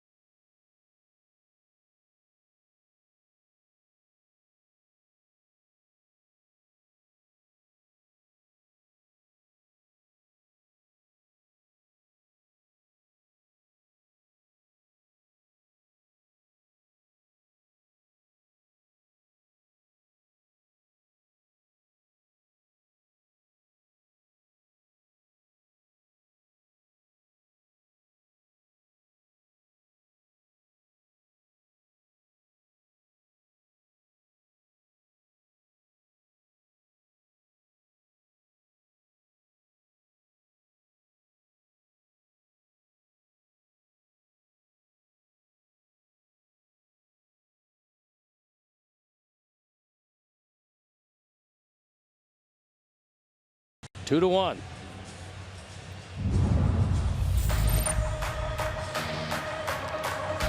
Second inning, there is ball 4, and Avi scores. Then the third inning. Kevin grounds into a double play, but it did score what turns out to be the lead run in this 2-1 game. And Will Harris comes in the ball game. He's out of LSU, on for the 42nd time. ERA of 3.12. He's one of their really dependable pensmen. AJ Hinch has a lot of confidence when he puts Harris in the ball game. And there you look at the numbers: 45 strikeouts and 40 in the third inning. Here's Willie. And we just saw a guy, Dallas Keuchel, out there for 6 innings.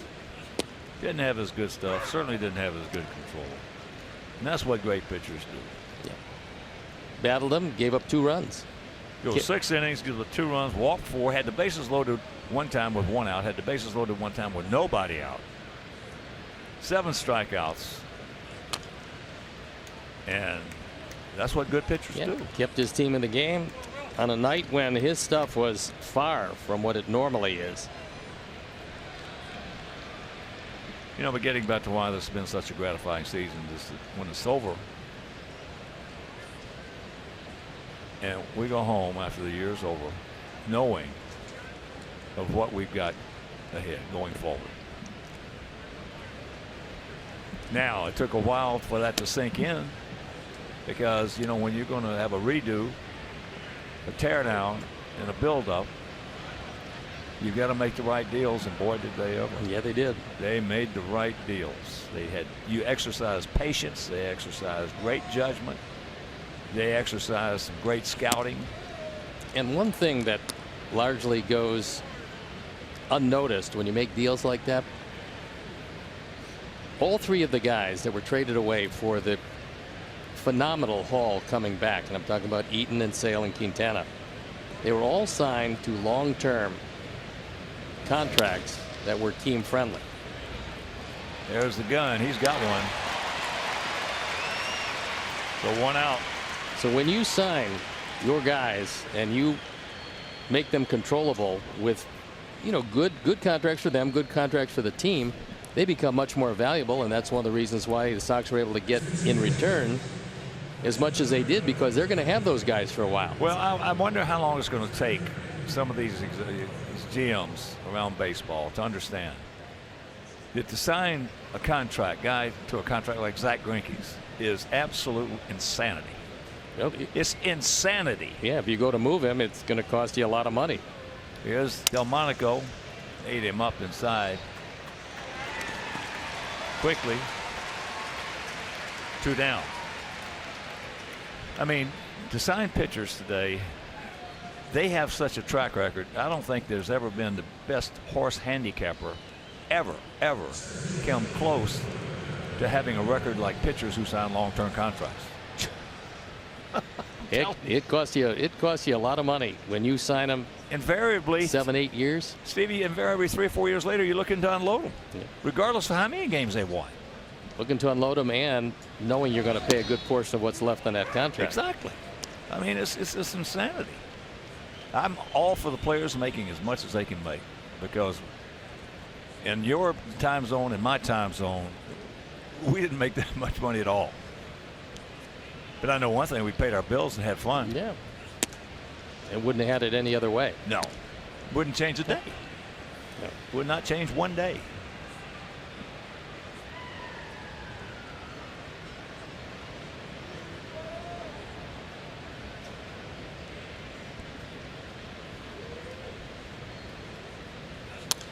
Well, you notice I didn't mention any position players. It was just pitchers. And signing a high school pitcher is your first-round draft choice is insane. And they've got records year after year after year to prove it. For every Dwight Gooden, you get 1,000 that don't turn out very well.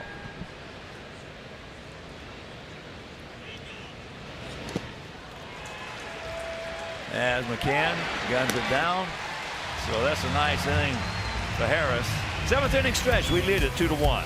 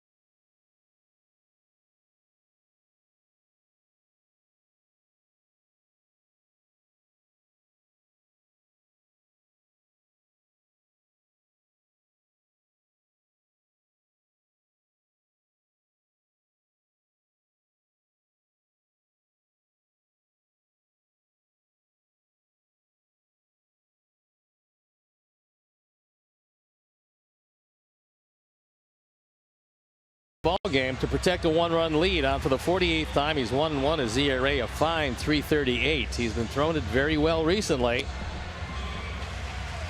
Oh, he's been getting better and better. Yeah, I mean, the stuff is good, and now he's commanding it, so he's been pretty tough to hit. And there is 9 outs to record and come away taking 1 of 3 out of this series.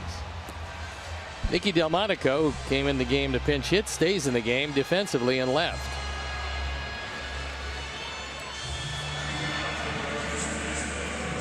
And I want to give a big shout out here to a terrific crew in the visiting clubhouse, headed up by Steve Perry and his guys. They do such a wonderful job. They're some of the best in all of baseball. Terrific.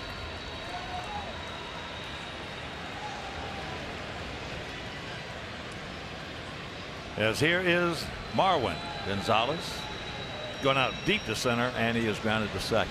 They got a shift on.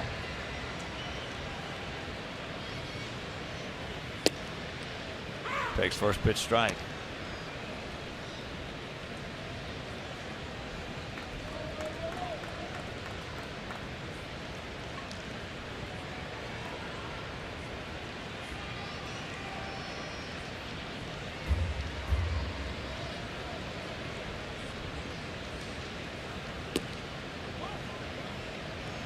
Drives the back door and then he missed.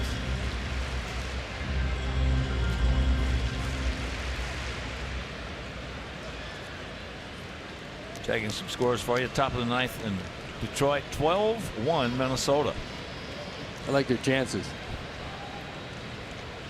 I think there'll be a lot of changes with Detroit. You would think so. Yeah. The biggest difference is not a whole lot of minor league talent.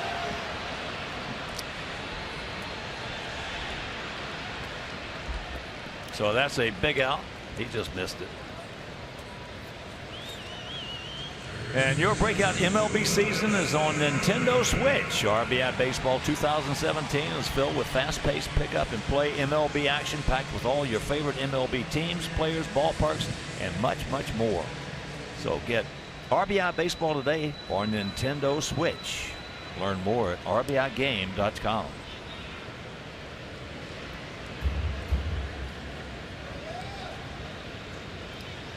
Bregman. Check some other scores for you.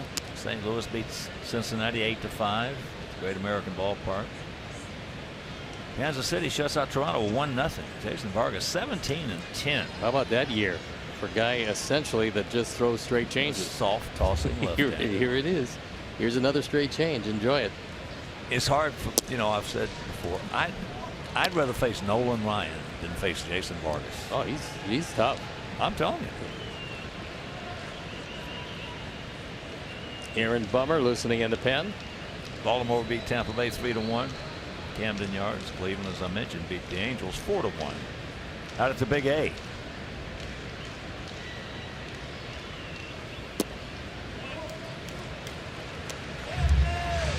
No walks. Come back 3-0.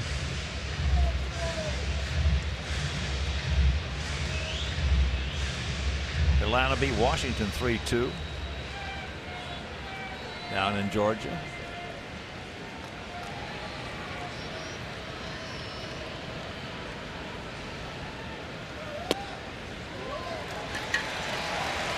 So the 1-out walk. Well, you better keep a close eye on him because he is one of their base stealers. He swiped 16 of them, been caught 5 times. And he was picked off second base in a huge play in the second inning. That could. Well, so far that's been the play of the game. It is. Yep, that changed everything. As Don Cooper calling the pen to find out if Bummer's ready, and if you got a choice with Beltran, and Ricky has a choice, you want him to hit from the right side. He's a 190 hitter as a right-hand hitter, 250 hitter as a left-hand hitter. So here he comes.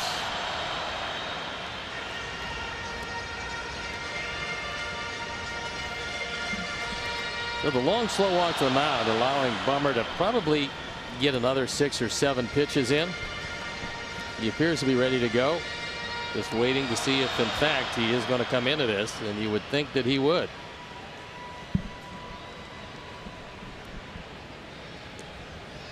And that's the call to the pen, so that's going to be it for Infante.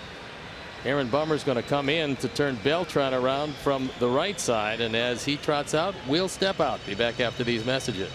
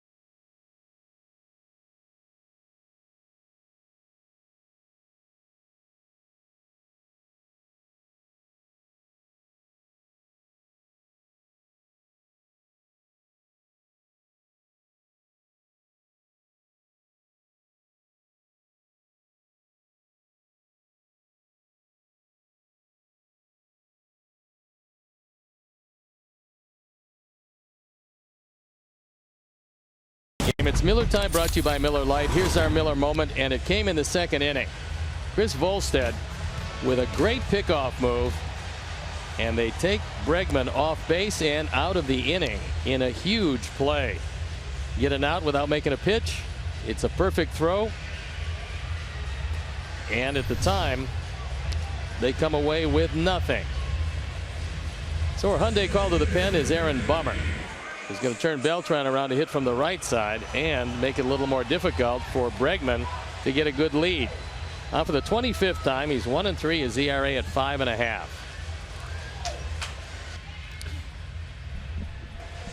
So Beltran Now hitting from the right side. He's 0 for 2. A pop up to center and a ground out to short.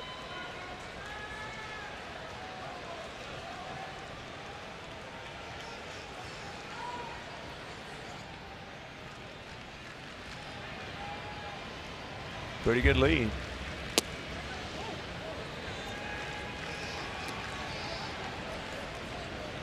Close pitch, didn't get it. Danny Farquhar probably getting ready for Gurriel.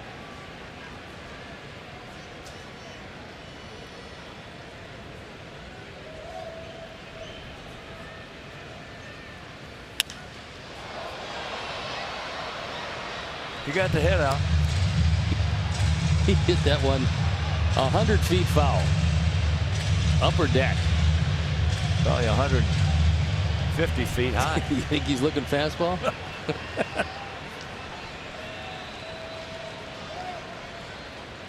That's a Gary Sheffield shot there. Pretty good lead at first by Bregman. Fulmer notices it and goes over there.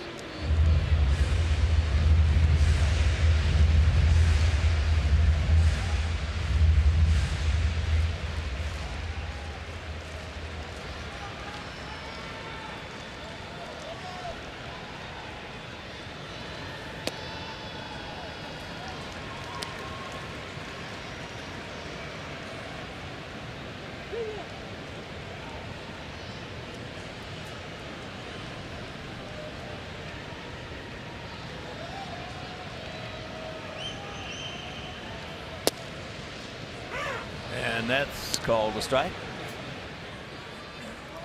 And Beltran knew it was off the plate, but a strike anyway. He's still talking with Sean Barber as you look at pitch cast, and you can see exactly how far off the plate it was, but he's called that a strike tonight.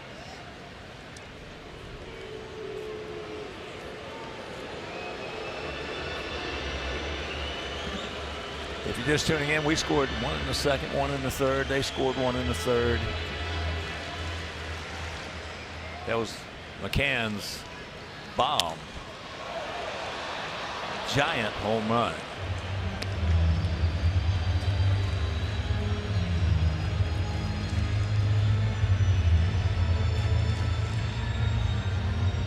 Beltran's put a couple of swings that would lead you to believe he's better than 190 hitter hitting right-handed. Yeah. Well, he's seen a couple pretty good so far.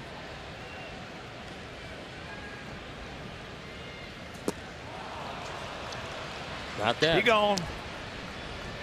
Go breaking ball. 2 down. Set him up with some fastballs and put him away with a good slider. Good spot.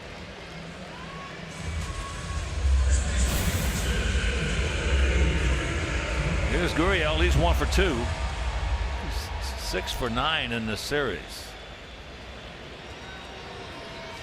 And the out was probably the hardest hit ball of the series. Takes first pitch strike.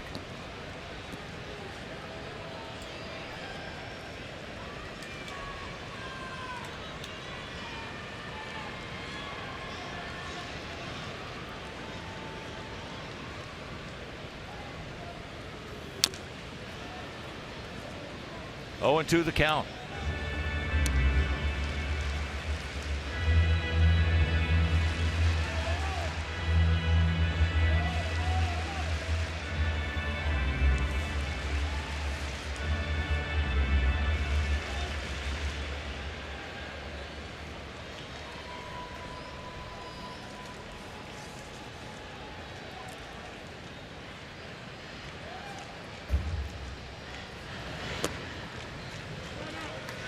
Gurriel has 55 strikeouts and just under 500 at bats.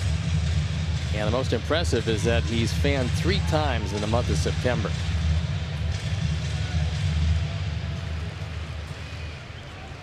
Most of the time, guys who use that scissor kick, they don't strike out that much. He's very strong, and he does not strike out a lot at all.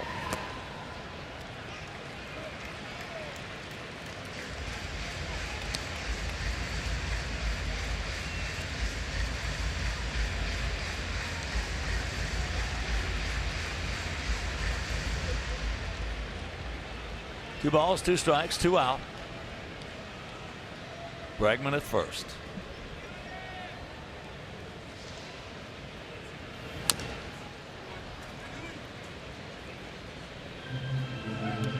These guys hitting .282 as a team. Yeah, they've got a loaded offense that has speed. They can hit the ball out of the ballpark, which they do all the way up and down with consistency. Yeah, you got McCann hitting 9th with 15 home runs.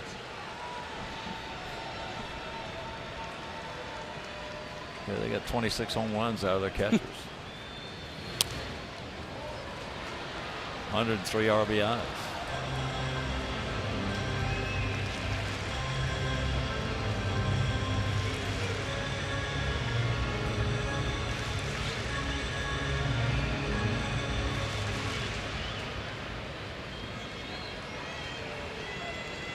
Gap out there in right center. That's his slot.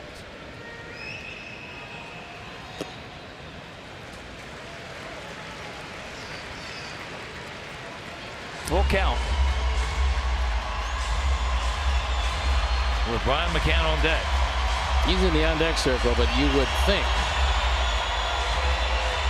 that he would not be hitting against Bummer, that they would go to Gaddis, which would mean Farquhar would come in the ball game. But first things first, maybe he can get out of it. We don't have to worry about that until next inning.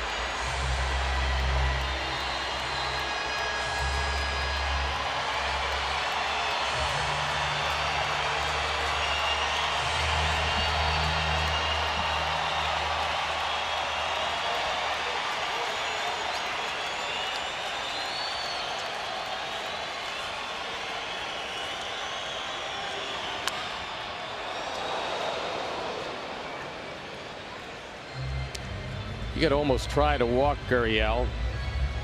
He's got 19 walks in those 500 at bats.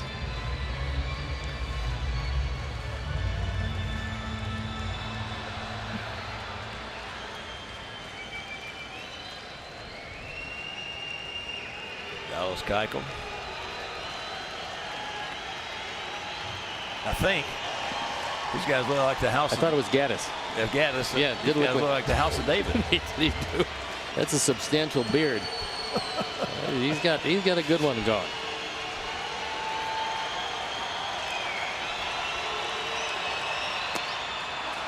Be gone. Good job by Aaron Bummer. Couple strikeouts, and we're into the 8th.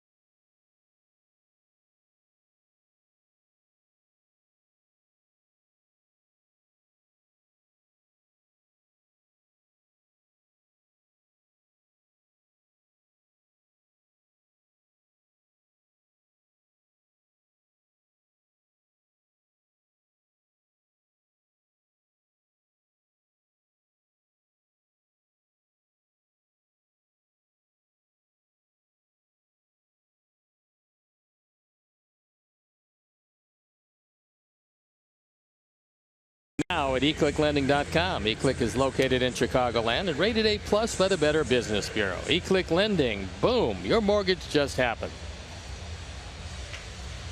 Francis Martes, hard-throwing right-hander, comes in the ball game.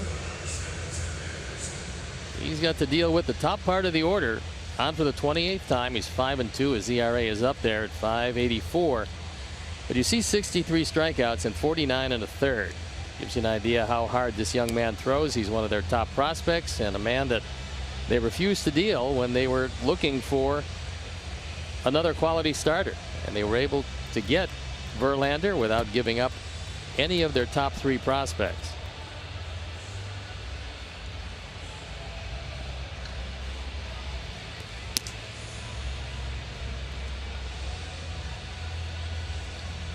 So it'll be Anderson, Moncada, and Abreu. Tim crushed one last time up. Unfortunately, Marwin Gonzalez was standing right in front of it.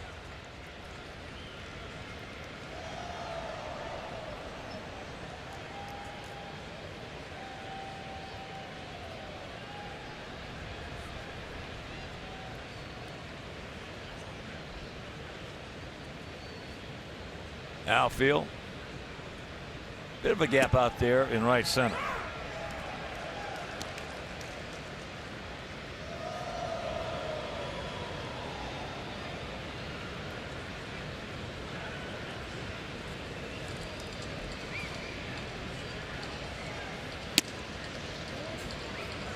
Artez originally signed by the Miami Marlins in 2012 out of the Dominican Republic.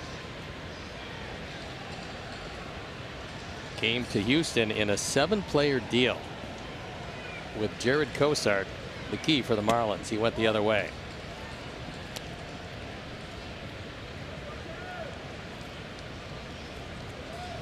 They got him listed as 6 feet tall, 249 pounds. Yeah, I think that I'll take the over.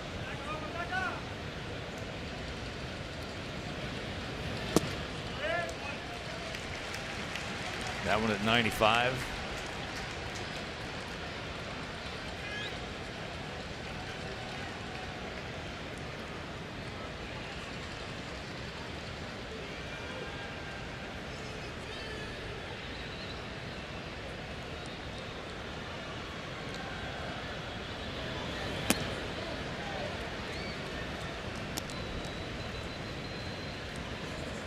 So Tammy with a full count.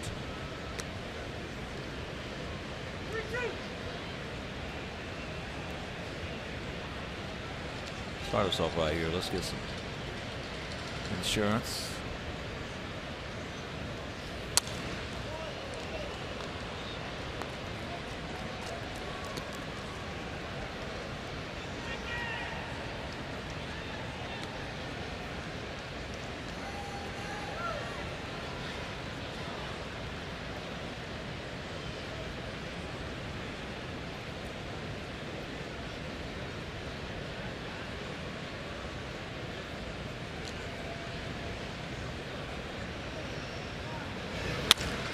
That ball hit hard into center field.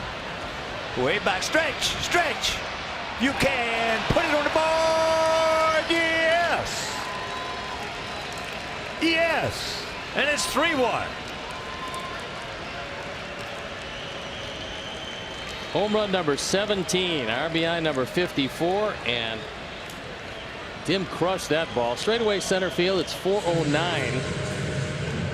And he got a hold of a fastball. He squared up 2 fastballs in a row in the 5th and now the 8th inning. And this one kept on going. 4th home run replay, and it's a bomb. That's a 12-game hitting streak for Tim Anderson. So here's Moncada. He's 0 for 2 with a walk and a run scored.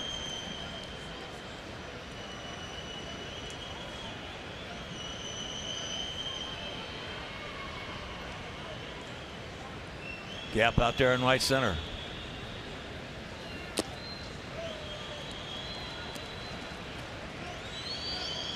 It's pretty consistent at that 95-mile-an-hour fastball.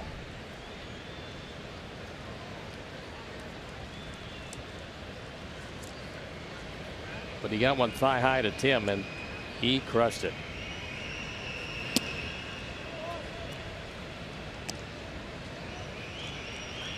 Anderson with very strong hands and wrists. Oof.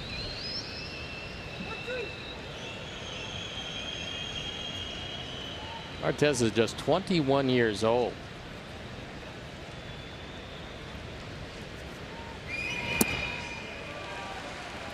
One out.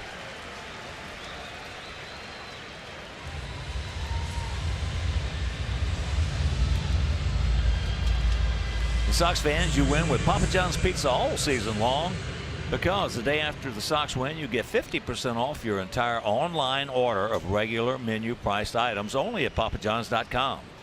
When you use the promo code SOXWIN, that's valid at participating Papa John's locations. Better ingredients, better pizza, Papa John's.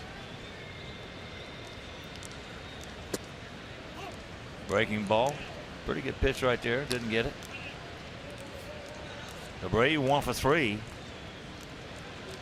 Picked up his 40th double in the third. Then in the fifth, Gonzalez back up against the fence out there with a deep fly.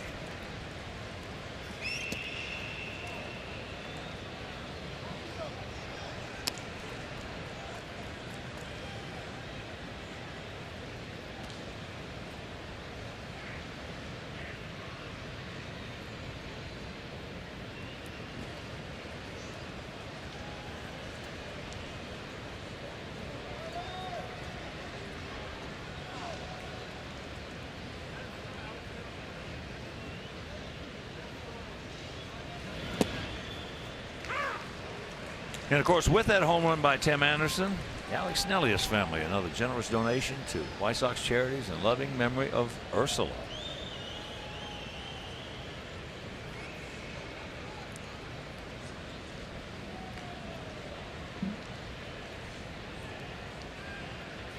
Watch out.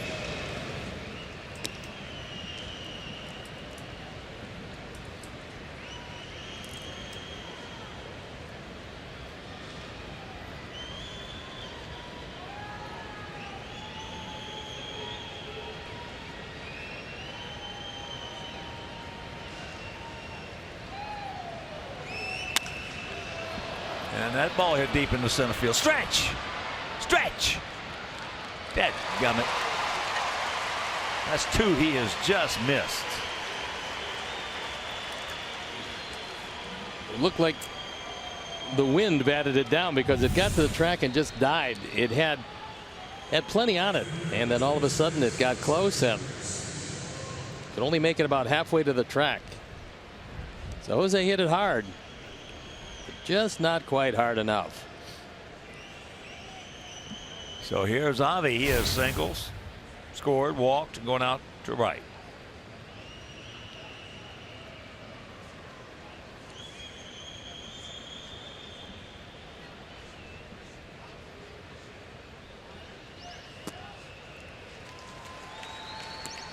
Oh, and 1.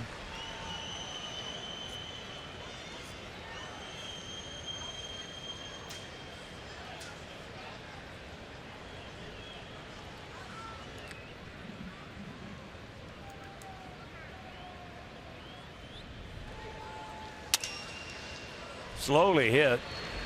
He's got to hurry, but he does, and that'll do it. But not before the home run by Tim Anderson, and we lead it 3-1.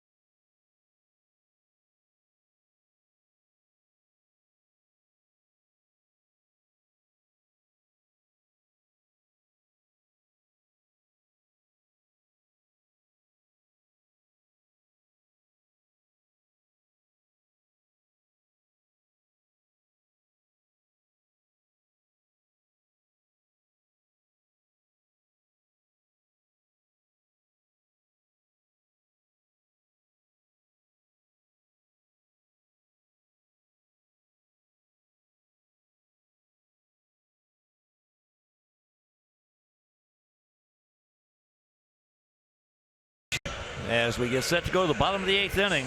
3-1, good guys. And after they announce Evan Gattis to hit from McCann, here comes Ricky. He's going to go get the right-hander.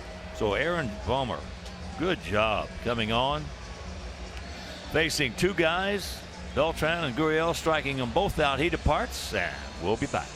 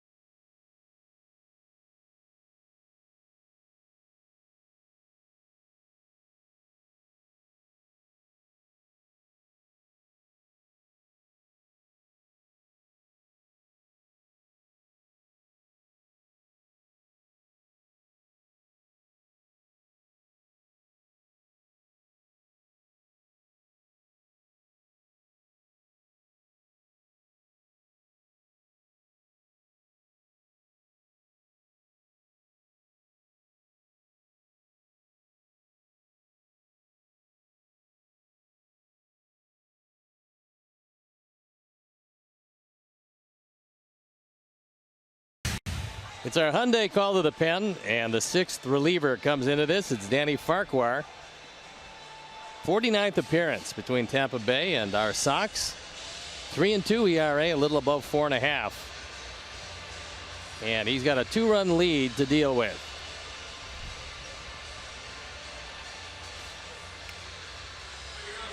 So here's Evan Gattis. Pinch hitting for McCann, who had accounted for the only Astro run with a tremendous home run leading off the 3rd inning. Gattis has been a good pinch hitter. He's only been used 5 times. He's 2 for 5 with 5 driven in as a pinch hitter. And neither of those was a home run, so he was very productive. Well, he's got 11 homers and 47 RBIs.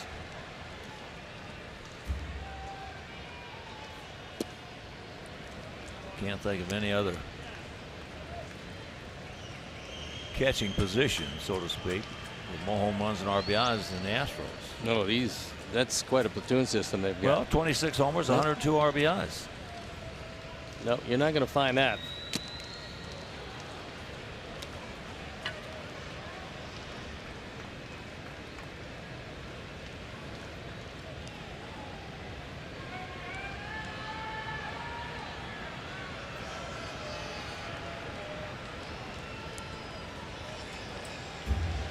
One pitch. Just off the plate.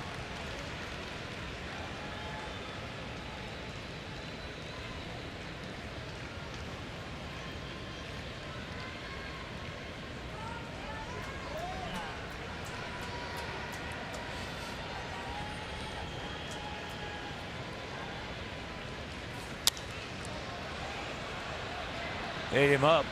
Fouls it away, fights it off. Souvenir right side. And the count evens at 2.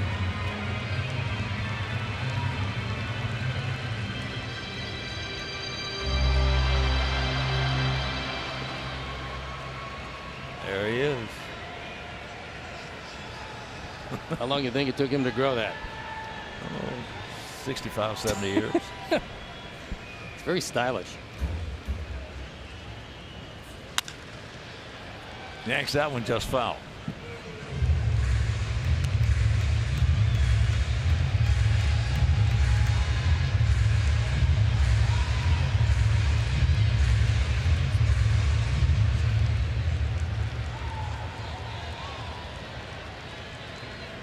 They got 2 of the stronger catchers in the game, McCann and Gattis.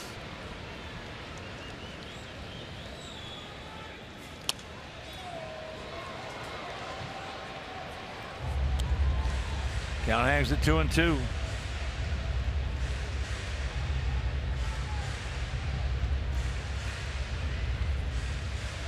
Sox trying to pick up the final game of this 3-game set and take a 4-2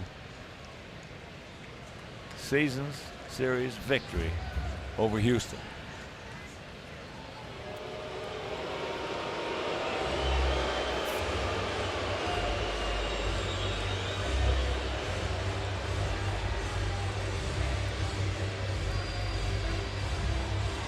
Started out with 10 games in 11 days, 3 in Kansas City, off day in Detroit. Played 4 there. We took 2 out of 3 in Kansas City, split to 4 in Detroit. We're trying to take the finale here and come home. 5-4 on this trip. He gone. 1 out.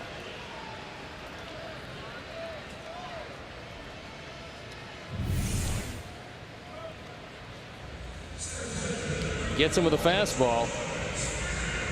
He expanded his zone, down on strikes, and a big first out. So here's Springer. 3 ground balls today. 1 to third, 1 to second, and 1 to first. How about 1 to short, George?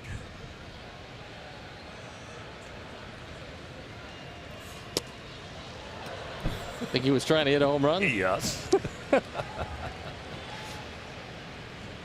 He's got 32 of them.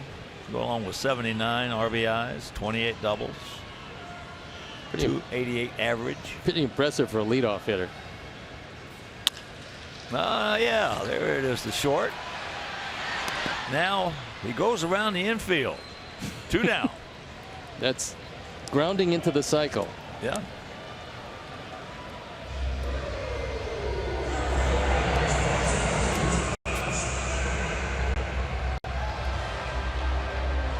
So here's Reddick.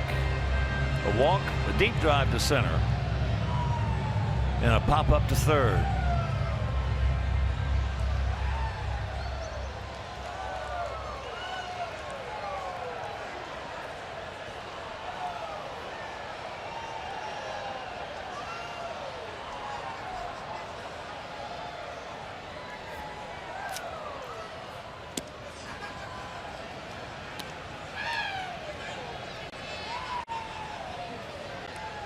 Tyler Clippard loosening in the pen.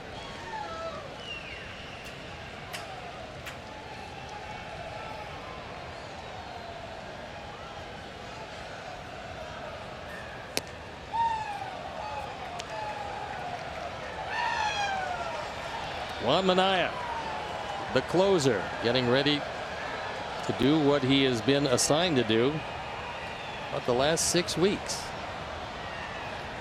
A nice run as a closer.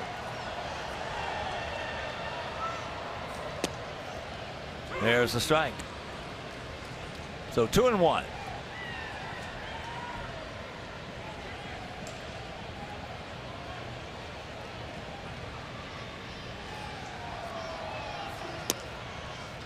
Houston club hitting at just 282. That's it. That's all they could muster is 282 as a team. Wow. They got only 3 hits tonight. It's been a great job by the bullpen, who was forced into action after Carson left early. Had some blister issues and lasted a third of an inning. Yeah. Only pitched to 3 guys. Got the first guy, Springer, to ground third. Then he walked Altuve. And then they took him out because of that blister. And Volstead, Fry, Pelfrey, Infante, Bummer, and now Farquhar have held down a very potent Houston lineup. They are that. They are dangerous. All the way up and down this thing. Pokes that one into left field, right at Nicky. And that'll retire the side. So good inning for Farquhar for that end. We're into the 9th, leading 3-1.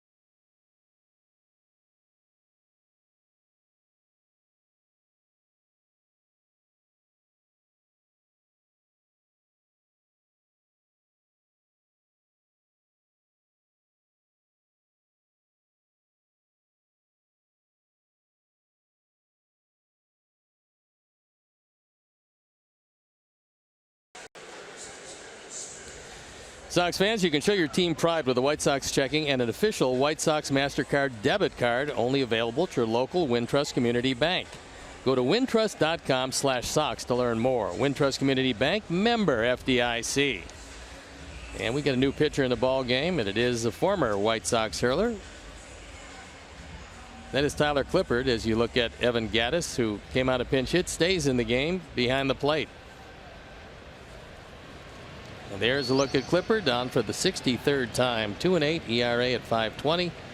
Started the season with the Yankees, made his way to our Sox, and now finds himself in the postseason. And here's Kevin. He's 2 for 3 tonight.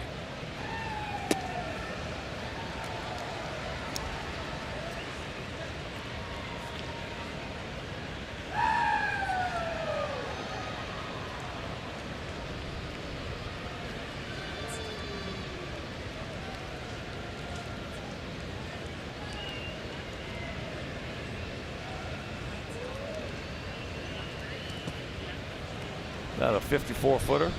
Yeah, that usually is not going to work very well.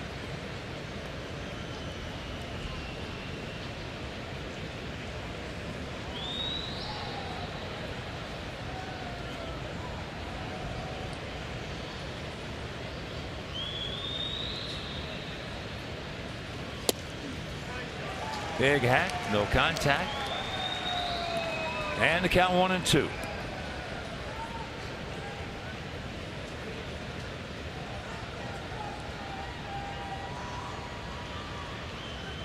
Outfield for the most part straight up, spread out, spaced about equidistant, maybe just a itsy bitsy gap out there in right center.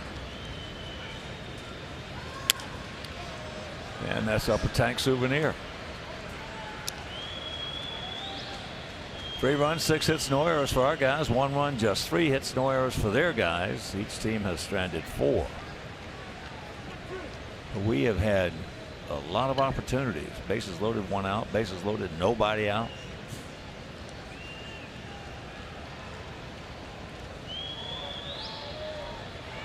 Watch out. He almost stuck his head right into that one. I know. I'm not sure. Well, if he did know exactly where it was, he judged it perfectly. I did that. About an inch over his helmet. I did that with Sonny Siebert. I stuck my helmet right into a high curveball. Oh, curveball, yeah.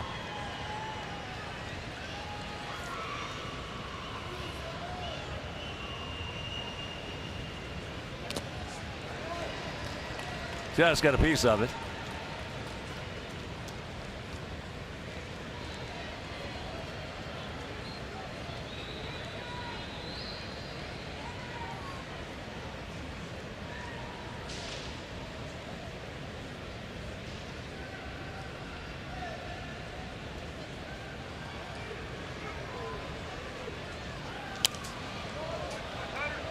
Just a shade tardy.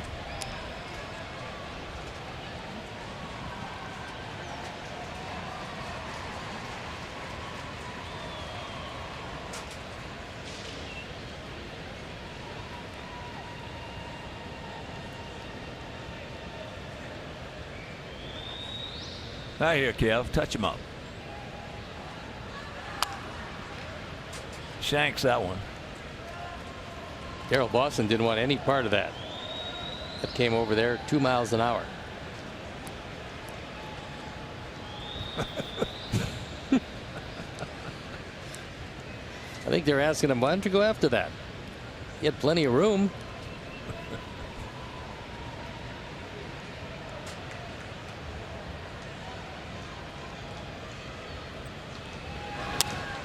And he pops him up.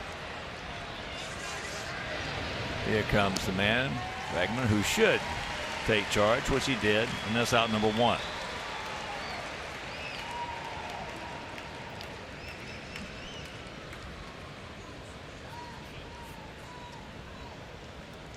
So this is Yolmer going to hit for Tyler Saladino.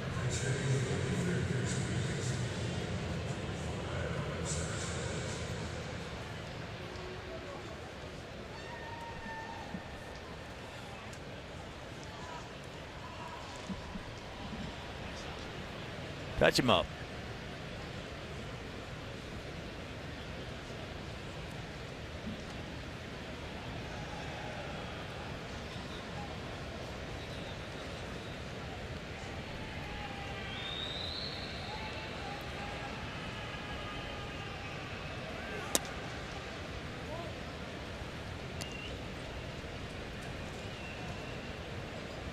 Fulmer hitting it 263, 11 homers, 54. He has had a nice season. He has proven to everybody that he is a major league player. Play anywhere. And of course, those guys today are a necessity. You better have a lot of different gloves with you if you're not going to start, because you're invaluable. You get to carry another pitcher if you've got 3 guys who can play multiple positions. There's a strike, and the count 2-1. Yeah, that has forced clubs to have to get all-purpose players. There's going to be some big competition in spring training next year, because there's a number of guys that could fill that role. That's looped out into right field, and that's out number 2.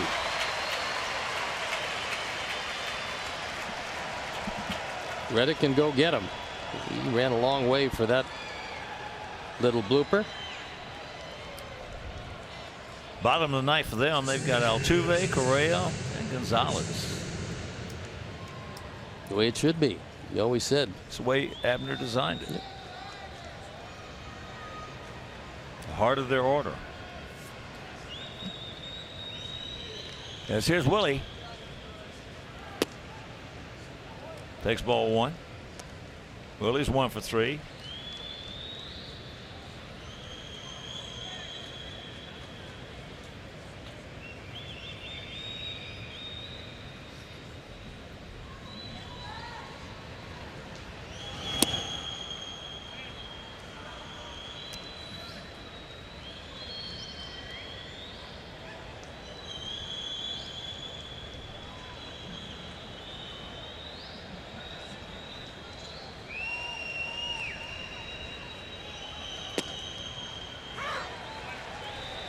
Grabs a strike with that one.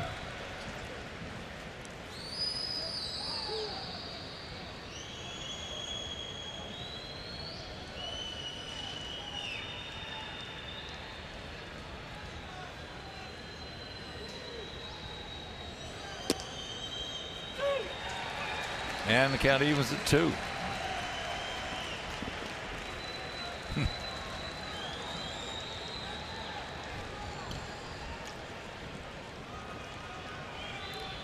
Enough said.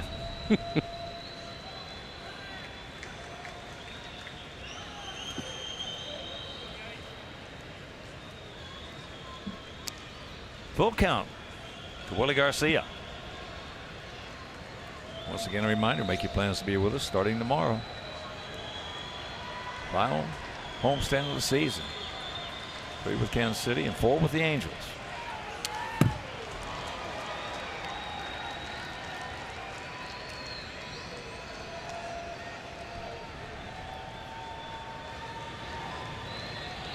If you can't make it tomorrow, the game will be right here on CSN. 2 out and the payoff pitch. And that's foul back and out of play.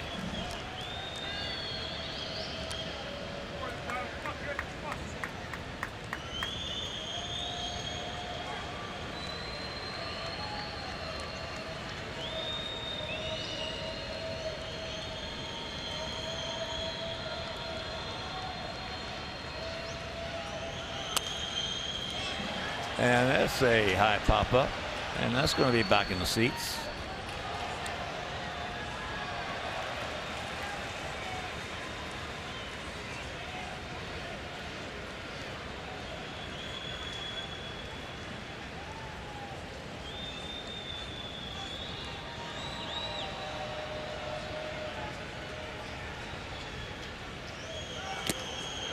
All right, they got the heart of the order coming up. Bottom of the 9th inning, and we lead it 3-1.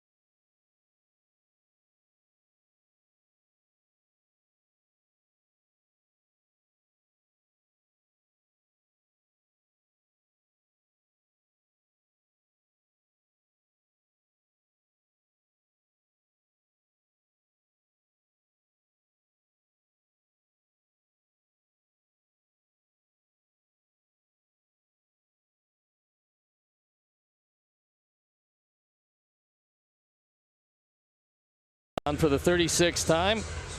He's looking for his 5th save, and this his 6th opportunity. He's 3-2, his ERA up over 5. But for closers, you look at saves and you look at opportunities, and Manaea's been pretty good at that, and he's got a 2-run lead. Yolmer stays in the game to play third base. He pinch hit for Tyler. Now he takes his spot at third.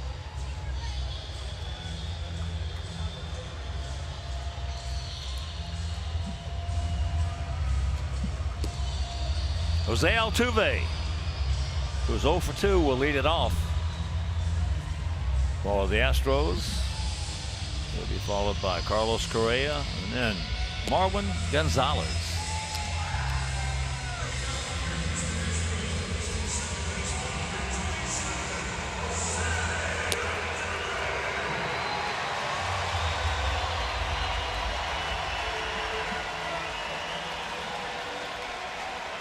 Altuve has walked and twice, which is unusual for him, struck out. So he's had a night of no contact.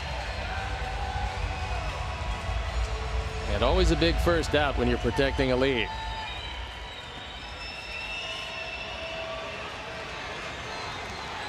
A strong candidate for MVP. Yep, I think he's going to win it. I do too. There's a strike. I do too. Be the smallest man since Dustin Pedroia to win it. Yeah, it would be well deserved. He's got every aspect of the game. All that MVP did for Dustin Pedroia was get him a $100 million contract.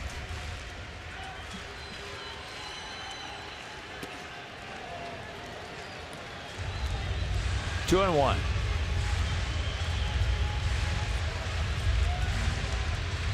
I love to watch Pedroia play, and I love to watch Altuve play.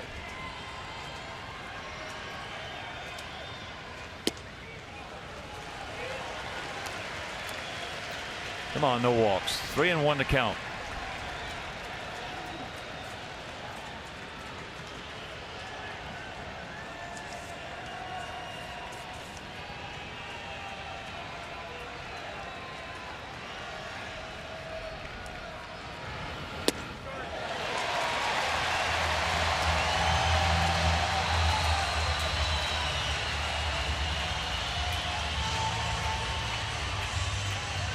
And that'll bring a tying run to the plate.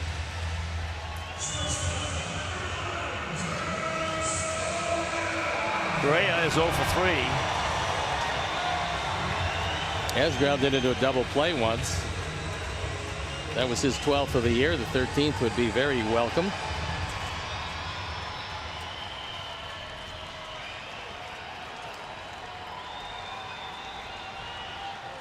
Well, we lead the world in base on balls.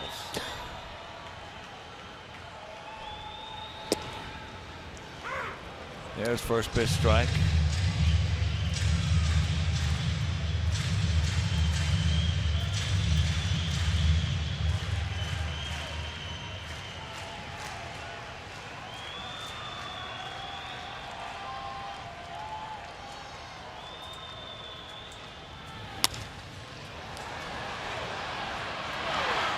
They're not going to be able to turn it, but a good effort. Good effort. Meanwhile, 1 out.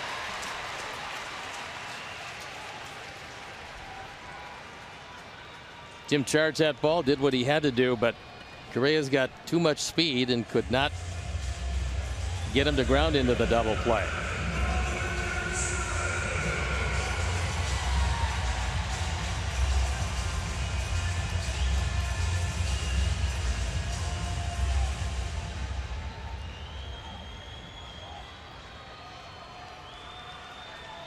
Here's Marwin, switch hitter.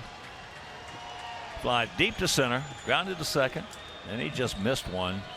Leading off the 7th inning, high, towering drive to right field. Takes first pitch strike.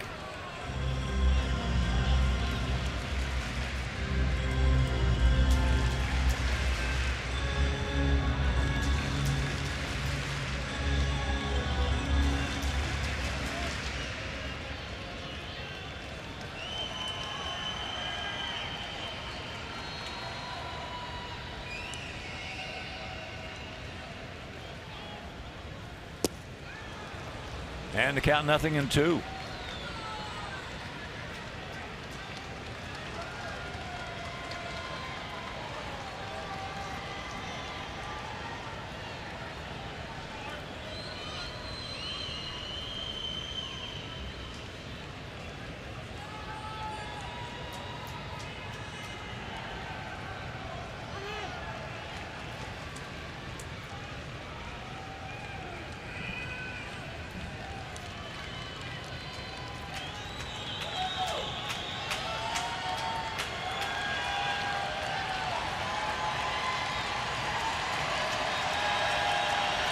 Short lead. Looks at that pitch. Down low. Ball 1, strike 2.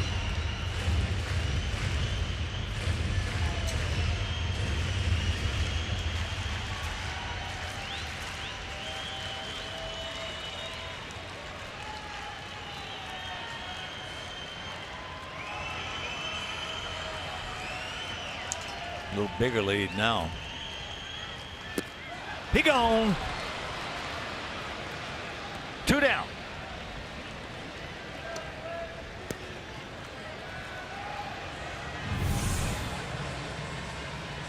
Took a little something off, and he had Gonzalez well out in front. Nice stop by Kevin, and 1 out away.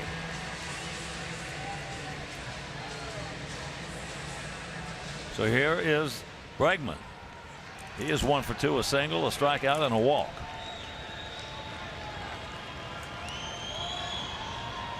Bregman 14 homers, 51 knocked in. Check that. 16 homers, 60 knocked in.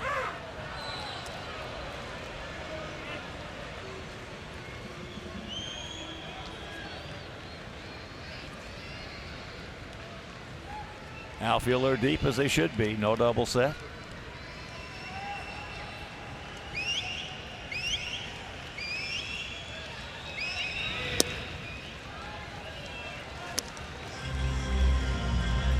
One and one to count.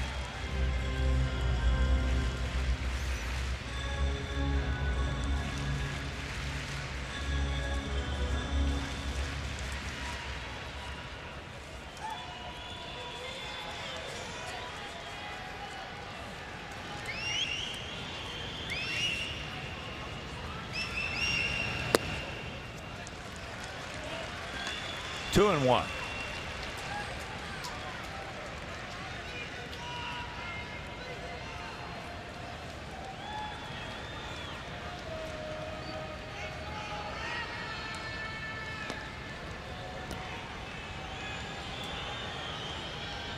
Be nice to come home 5-4 on this trip.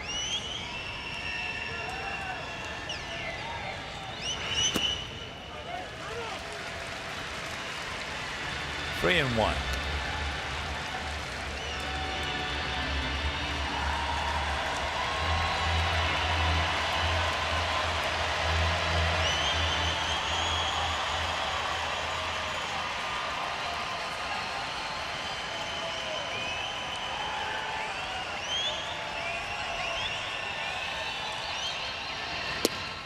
Yes, he did. He went. There's a break, because that one big was time. That was off the plate by about 4 or 5 inches. 2 out. 3-2 the count. Bottom of the ninth. We lead it 3-1 with Correa at first.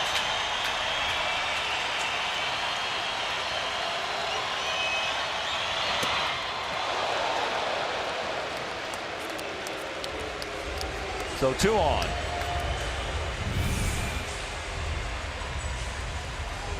That was a slider that just slipped out of his hands, and now he's got to get by Beltran to end it.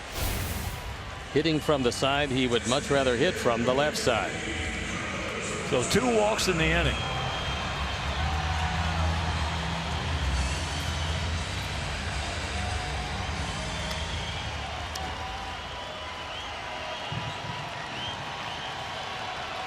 Beltran, as here comes Coop. Beltran has popped up the center, grounded to short, and struck out.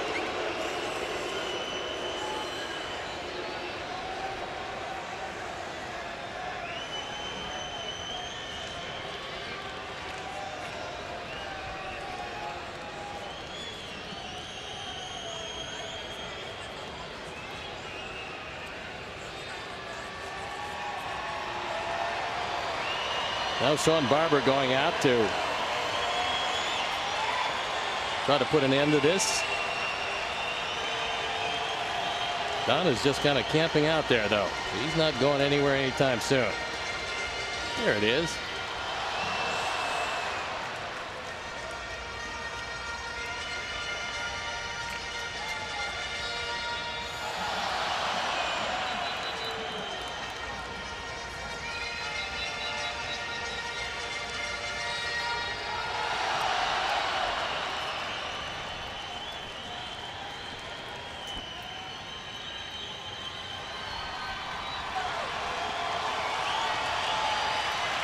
So here we go.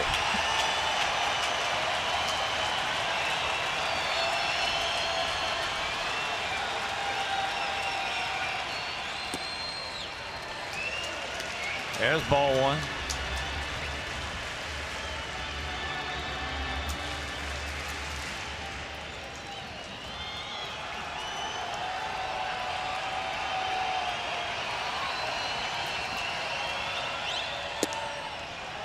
There's strike one.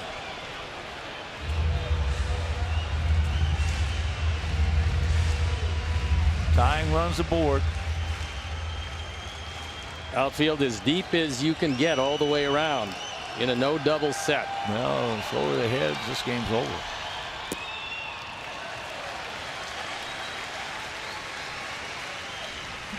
Because if it's over their heads, it's going to be a 3-run homer. Yeah. Not going to get over their heads and stay in the park, I don't believe. No.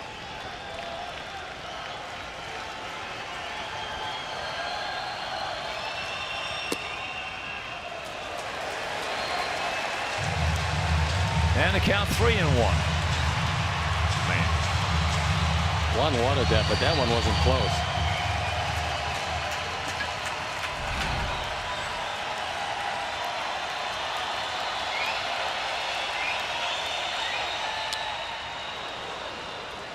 Full count. Well, he really expanded the zone there. He was thinking about hitting that out into left field.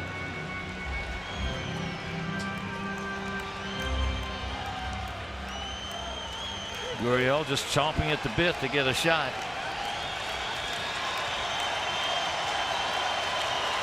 And the payoff pitch.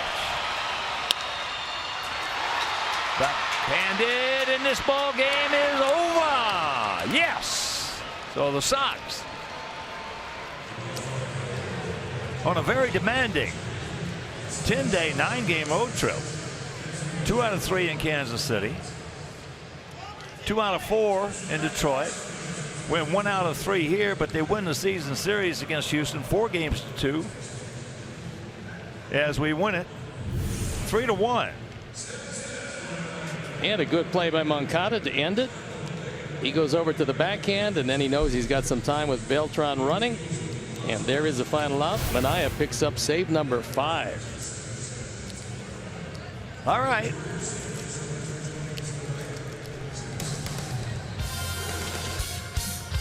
So for my partner Steve Stone, our director Jim Angio, our Hall of Fame director Jim Angio, our producer John Waldron, our associate producer Chris Kamka, the executive producer Jim Corno Jr., our very fine technical manager Mark Harper. This is a Hawk. So long, everybody. Coming up next, Subaru Postgame Live, and you've been watching White Sox baseball on CSN Chicago.